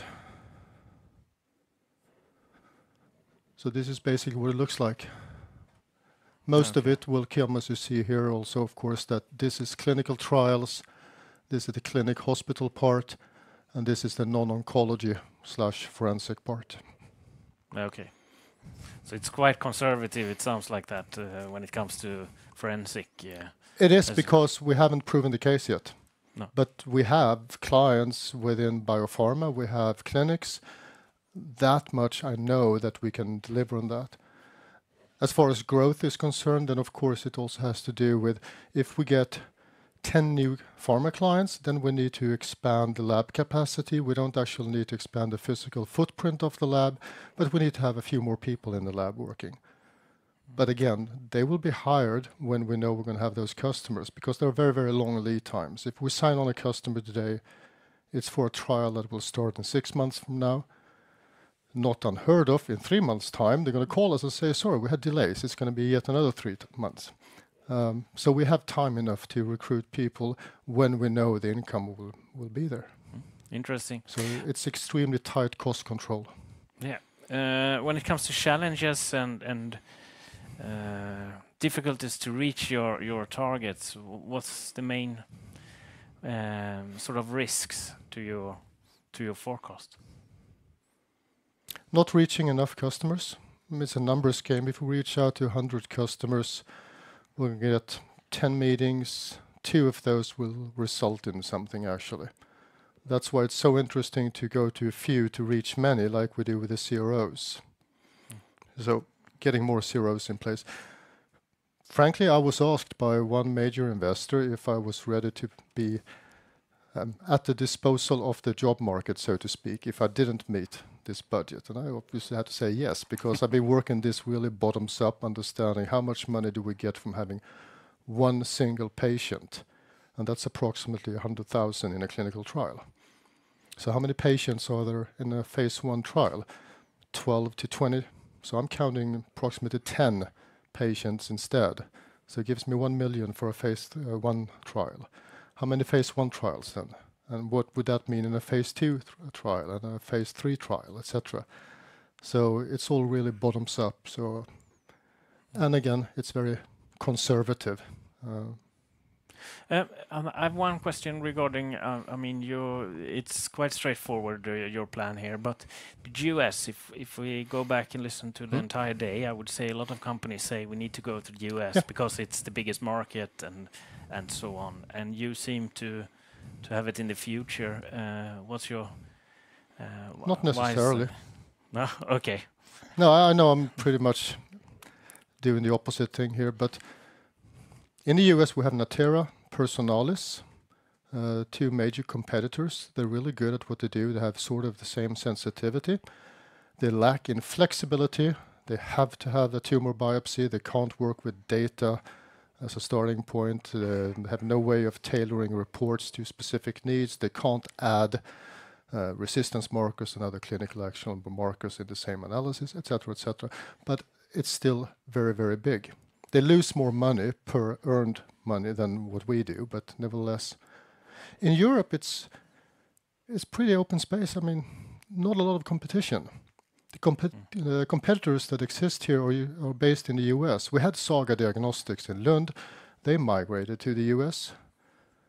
So to work with them, first of all, I mean, why work with a US company given the logistics of everything if you can do it within Europe? Second, the question about GDPR and all of that, however much I dislike what's going on, it's proven to be a competitive edge to us, where at least one company stated now that they want to work with someone that avoids sending sensitive data outside of the Union or the GDPR zone.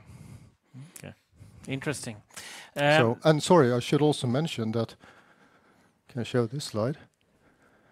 If I look at all the clinical trials in Europe, and we know that about 7% of all patients get into a trial, and I look at the 5-year prevalence to see about monitoring, then I get to some extreme numbers where the serviceable market would be like 3.6 just for trial billion euros in Europe and 101 billion for clinical monitoring.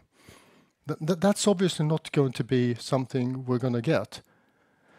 But if I take out a lot of that, first I just look at all of this, it's not going to happen. This may happen because there will be countries where they can't afford this. There will be physicians saying, no, it's not for us, and pharma companies that, no, we use other biomarkers, etc.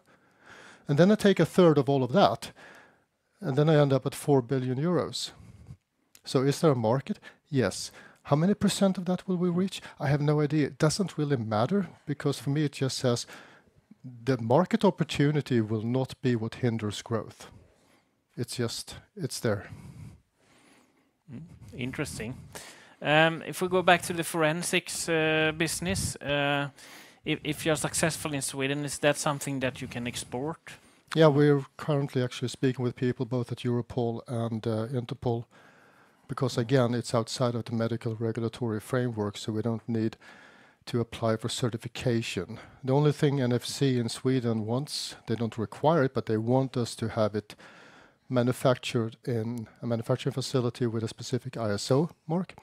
So we found Thermo Fisher has such a plant in the UK, so they're going to manufacture the actual panels for us. We're not a factory. We're going to give them basically a specification, and they can make 10,000 of those. Okay.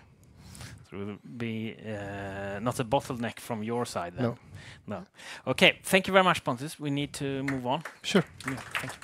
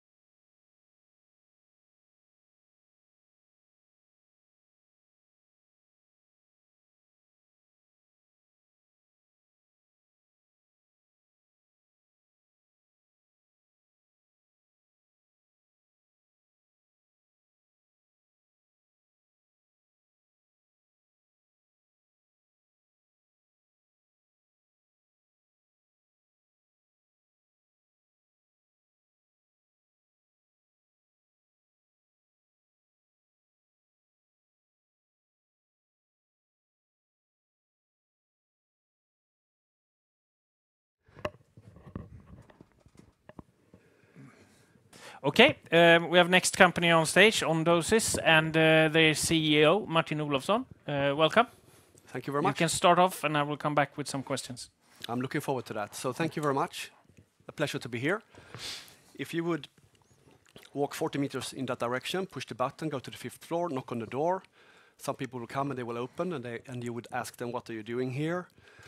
Well, what we're doing, we are revolutionizing the way patients take their medicines. You will ask them, why are you doing that? Well, because we believe that everyone deserves a good life, but for some, and this is the critical point, that is only possible when the medication is just right.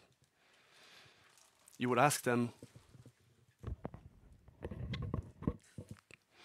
thanks, how did you get here? And they would probably say, well, the apple did not fall so far away from the tree because we were spun out from AstraZeneca 6-7 years ago on the belief that in the future, the need for personalized dosing of medicine is just going to grow. And that's what I'm going to talk to you about for 15-20 minutes. The need for and how we solve for personalized dosing of medicines that normally come, and we recognize, in the versions of capsules and pills. So to illustrate why there is a need for personalized dosing, I would just want to bring an example of a child getting a diagnosis of ADHD. And you're the parent to this child. And you're sitting ahead of a psychiatrist or pediatrician, and you're having a conversation around taking a medication for this disease. And what you will be faced with as a parent is medicines with a number of dose strengths. And you're supposed to, guided by the physician, up titrate, up dose from low to high over a period of several months in order to find the lowest effective dose. And on paper, this seems quite simple. In reality, too often, this process goes too quickly. And instead of having a child which has better control over symptoms of ADHD, you have a child in front of you whose personality to some extent has changed. Or there is another scenario. You are, as a parent, taking a decision to take a medicine on, which is a controlled substance, mixed amphetamines. You don't do that lightly. And you up dosing slowly over a period, and you see no benefits. And you start asking yourself, we're giving our children, or my child, this strong medication. I see no benefit out of this. Why am I continuing? So despite the fact that these medications are very effective and very good, in the US, which is the biggest market for these medications, only half of patients are coming back for a second prescription. There are studies from Karolinska showing that if you're on the right dose compared to not taking a medication, the risk of having a car accident, the risk of having a divorce, alcohol abuse, keeping a job is 30% greater. So the lack of good outcomes based on the fact that you can't find the right dose is the main driving factor for us to start our first program in the space of ADHD. So when you would look into this, you would see that there are many medications that are like this. 1 out of 5 medicines in the US have more than 4 dose strengths approved. And the fact that sometimes in some disease areas it's difficult to find that right dose is one of the drivers for poor adherence. And I think we all know that poor adherence is a key risk for outcomes, and this costs not only the patient but also society tons of money. So for this medication specifically, too few patients are on the right dose. But the flip side of this, too many people, not patients, are using them for the wrong reasons. FDA are super concerned that stimulants for ADHD is a potential next compared to the opioid crisis. Misuse, diversion, in college especially, is something that is worrying in the US situation today. So that's an issue. How do you solve it? Well, we base our solution on something which is, for pharma companies, well known. Formulations based on pellets and granules or mini tablets. Already when you open a capsule like this, you would find quite elegant medicine formulations. But instead of putting them in a capsule and thereby locking in that great technology into something very rigid, we take the same granules and we put them in a cartridge. This container, if you wish, would hold 1 month of therapy, but the dose is not yet determined. We put the blue long release granules here and the white here. And this replaces a pill bottle or a blister of 30 capsules. When we put that together with the other part of our device, the control unit, we have a prescribable drug-device combination. Now, how does that work? Well, the control unit, through firmware, controls how much medicine is coming out. The way I would do that, it says 5 milligrams here. You might even see it in the back if you have good eyes. I see it for sure here, and that's important. I will hold the button for a while. There will be a vibration that will making sure that the dosing is exactly. It needs to be between 1 and 3 standard deviations. And the granules that you saw in the capsules before would come out in this small cup. It's just paper, so it's okay. The difference now is if 5 milligram was not good, if I want something higher or lower, changing that dose is a few button clicks, not another capsule, not another conversation with the doctor, not another visit with the pharmacy. And if 15 is too high, I don't need to waste the 29 pills that's still in the bottle at 15. I can dial down to 10. In this scenario, there is 5, 10, 15, and so on. What we can do is we can do 5, 7.5, 10, 12.5, 15, 17.5. We can also titrate with a better granularity, almost seamless. So that's what we're doing, in short. Now, why do we believe this device can be commercial? And how do we earn money? And what's unique with this design? I'd say it looks, face value, like a quite simple solution. What is the secret sauce is the fact that we have integrated a mechanical dispensing mechanism into the cartridge. And that makes this an integrated drug-device combination. This is not a tool. This is not a device. It's not a dispenser. It's an integrated therapy. As with an asthma inhaler, you have your asthma medicine. Or an insulin pen, you have your diabetes medicine. This way you have your ADHD medicine. This is just the packaging. What does it mean? It means that the doctor prescribes the way they used to. It means that the regulators, they approve it or regulate it as a medication. And more importantly, the payers reimburse it as a medication. So the design we have done here is the secret sauce to be able to commercialize it. Now, okay. This is connected. So for people who believes digital also will have an impact in healthcare beyond what it has today, clearly each dose will have a data point. And what we have built in ADHD together with our German partner is a way for a parent to report what's happening with a child, to invite a teacher to give feedback to what's happening in school, a total blind spot today, and being able to consolidate that and go back to the doctor and say, hey, this and this dose for my child delivers in this and this output. Can we have a better conversation, a more informed conversation now on what the titration should look like? Yes, we're moving away from guesswork to fact-based decision-making, which will benefit ultimately the patients. A lot about ADHD. Is this a one-trick pony? No.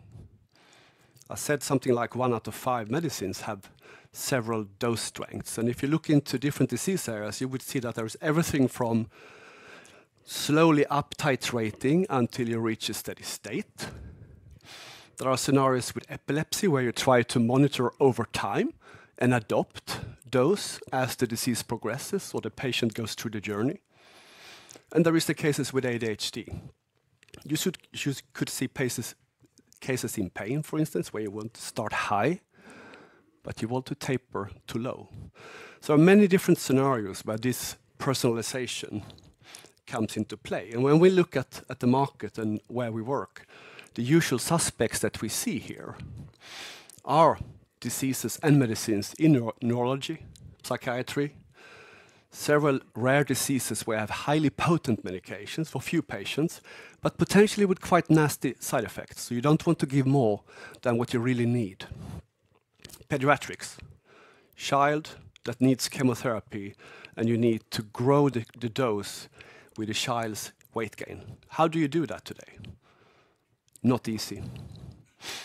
One modern example, GLP-1s. I think we all read about the battle between Lilly and Novo. These are now injectables, and there are some orals.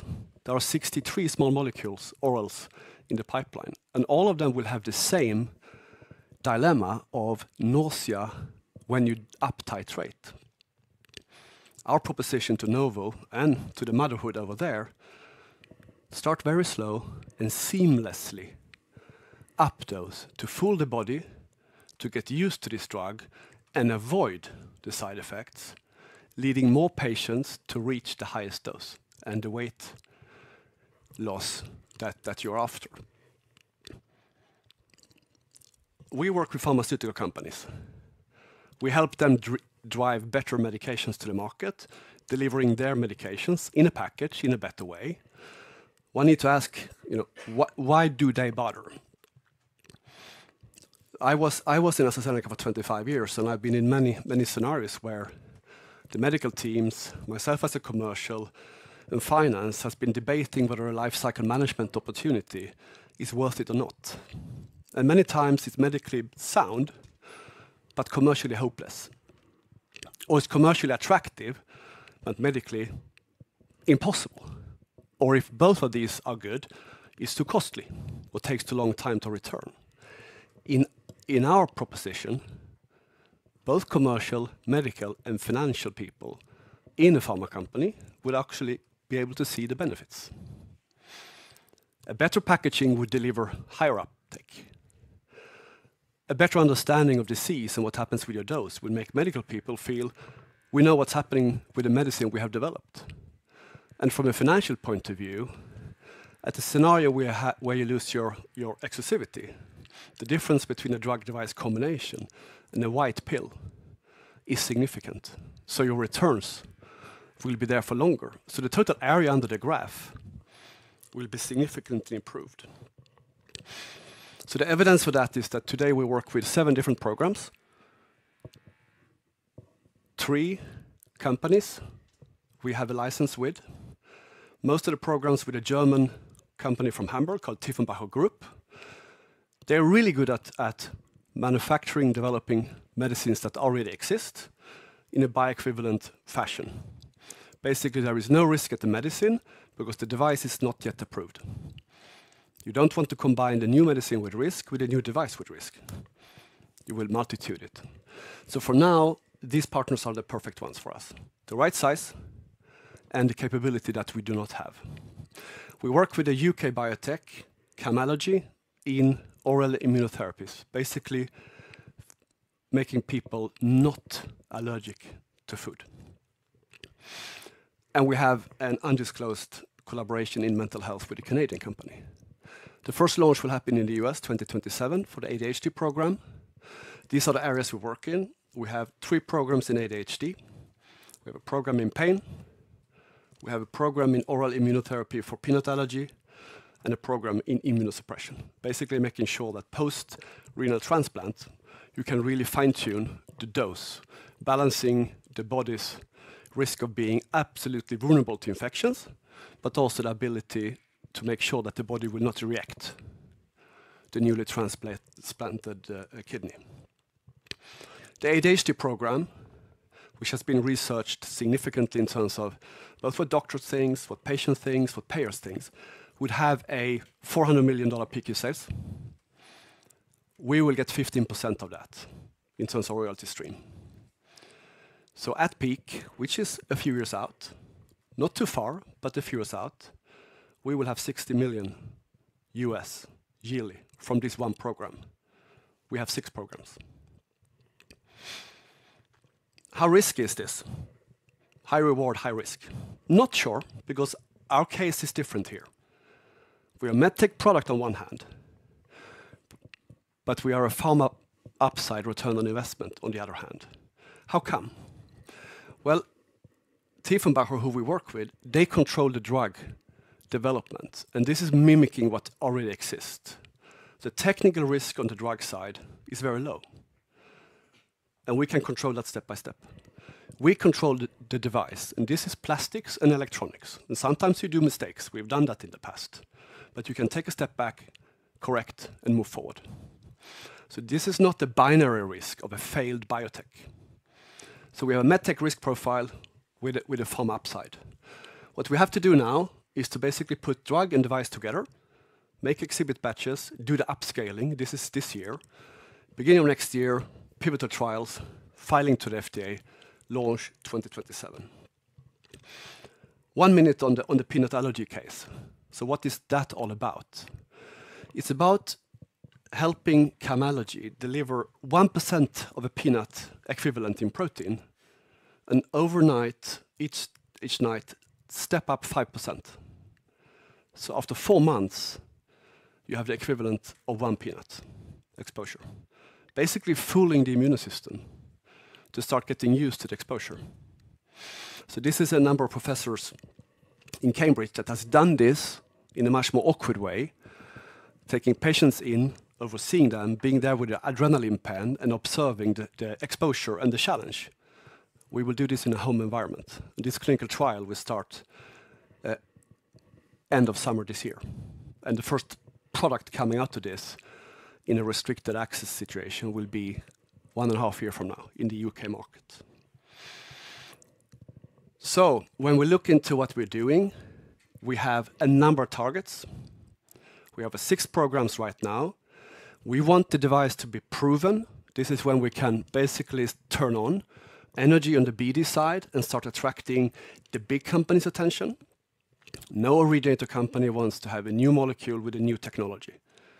But we have done feasibilities and pilot studies with 8 of the 20 biggest.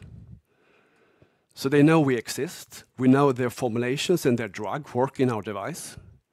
It's for us to prove readiness and then go back to them and say, hey, where in your pipeline can you position us?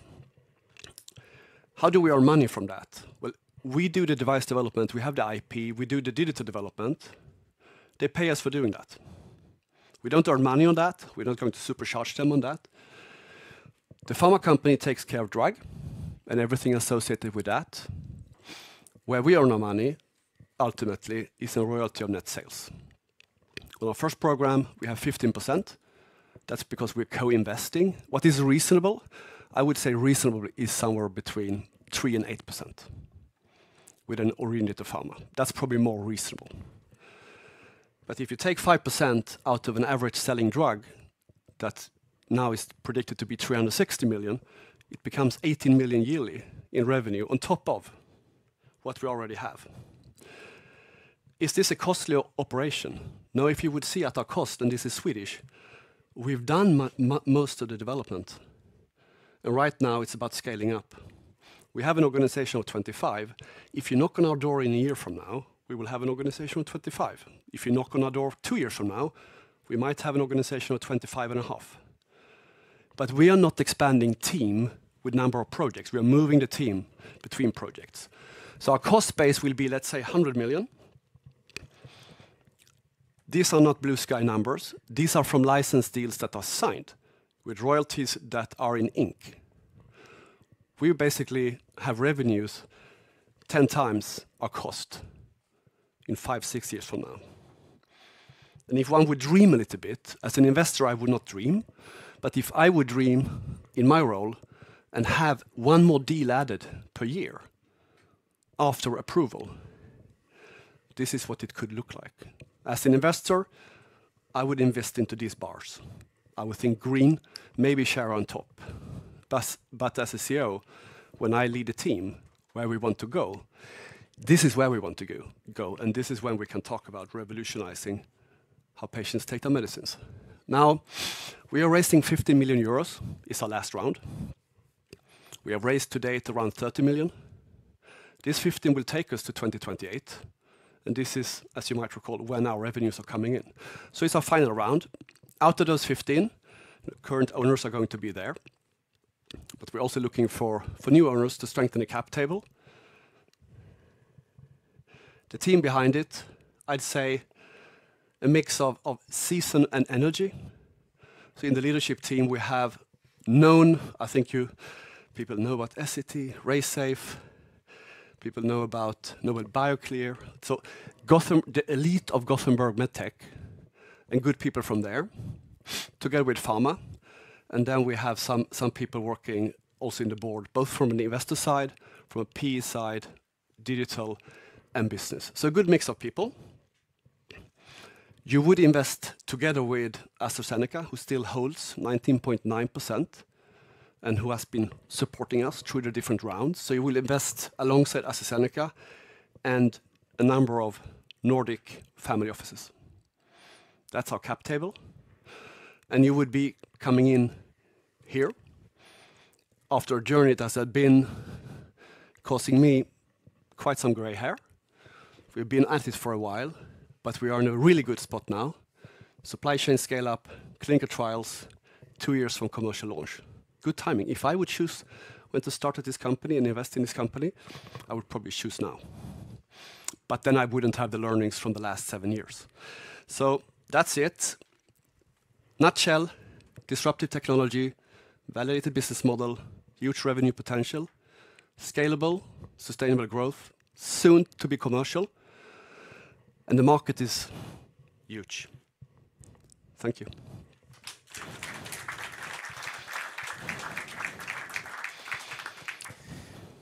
Thank you very much. And please raise your hand if you have any questions. Okay, so you raise money and your present owners are investing as well? Yeah. Yeah. At what valuation? The valuation proposed now is 530 Swedish. Yeah. And that's, in this climate, is a down round compared to last raise. We were valued at 770 last time, so it's a 30% discount, reflecting, we all know, the market is soft for these kind of companies. Yeah. And the end game for your company, do you think you will sell this company or do an IPO or?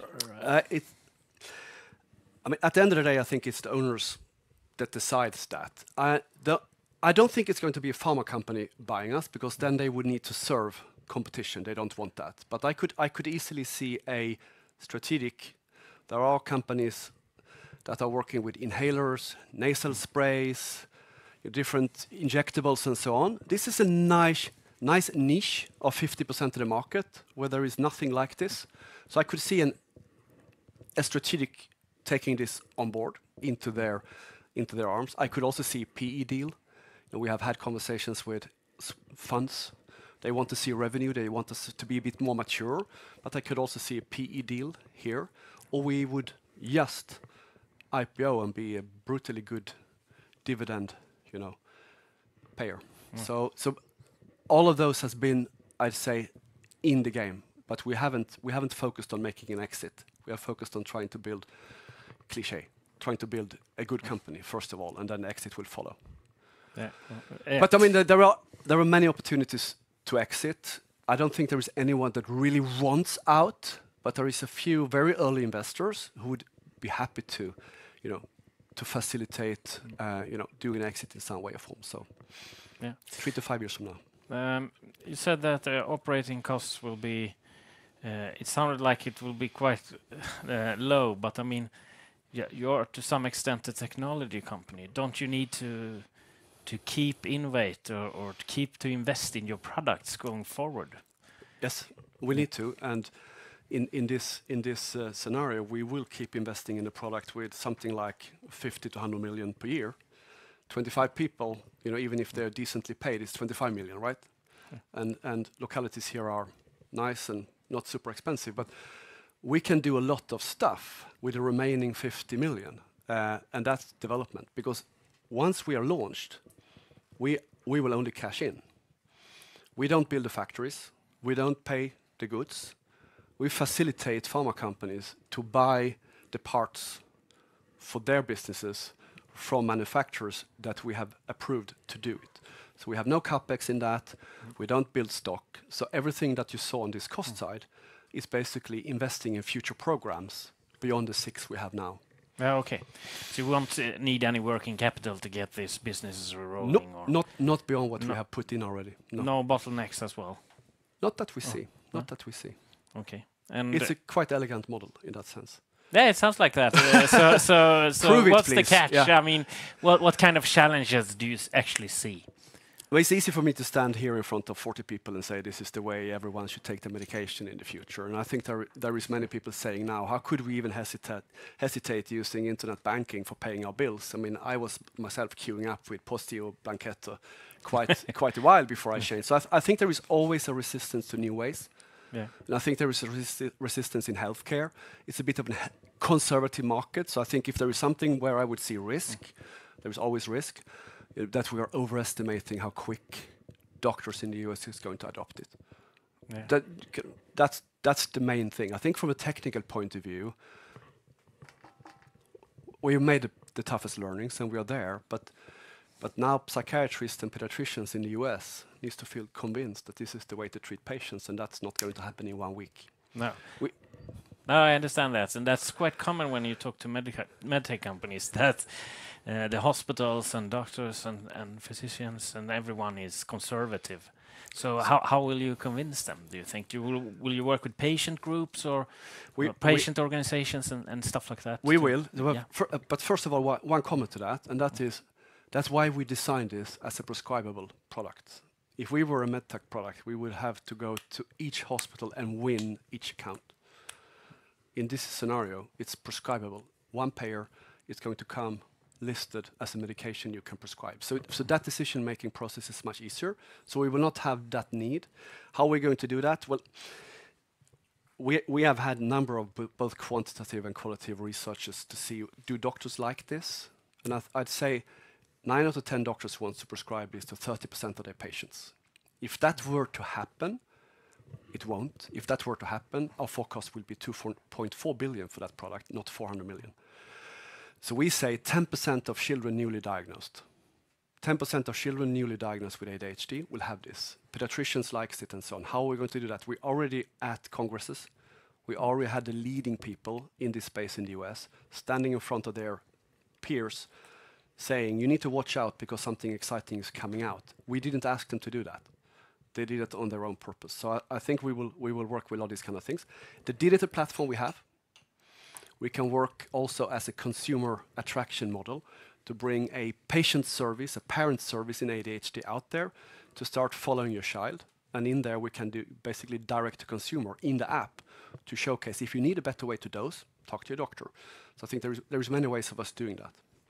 Very interesting. We have one question in the back. Ah! That was a while ago, yes. Yeah.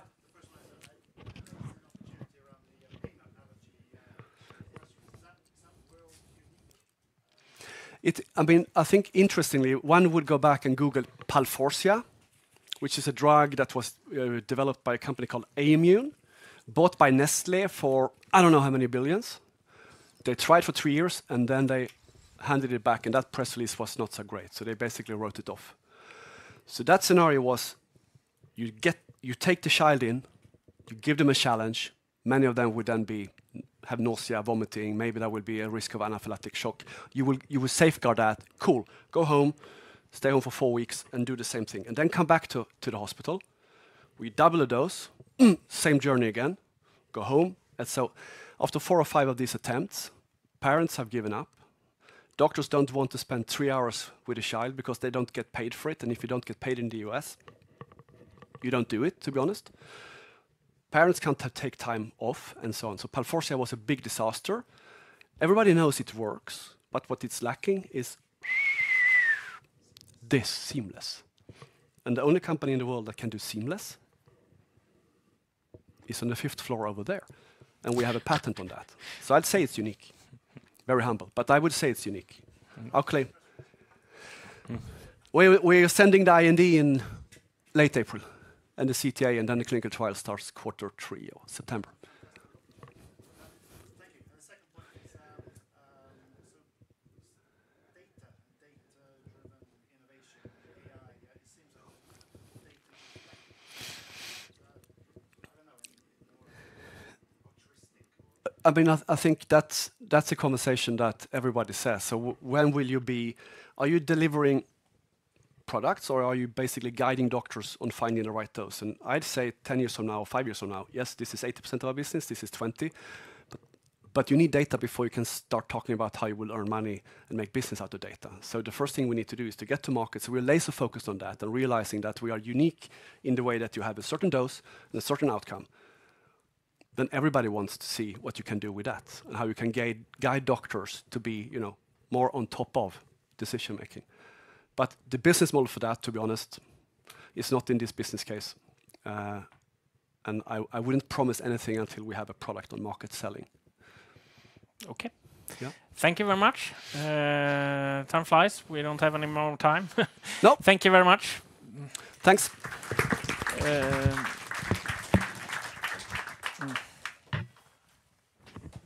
Har ni kommit tillbaka? Yeah.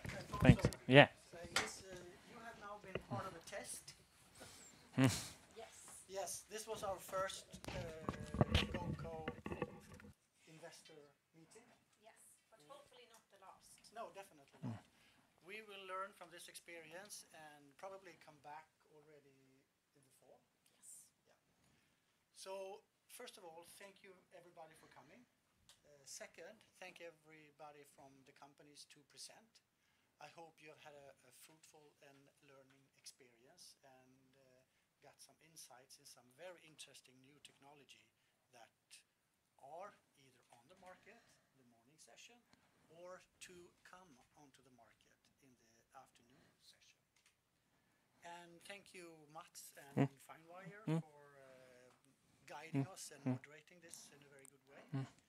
And now I think it's coffee outside. And last but not least, thank you, Moa, for letting us be in your location and being able to do this. And now I think it's time for coffee and kaka. Thank you. Thank you.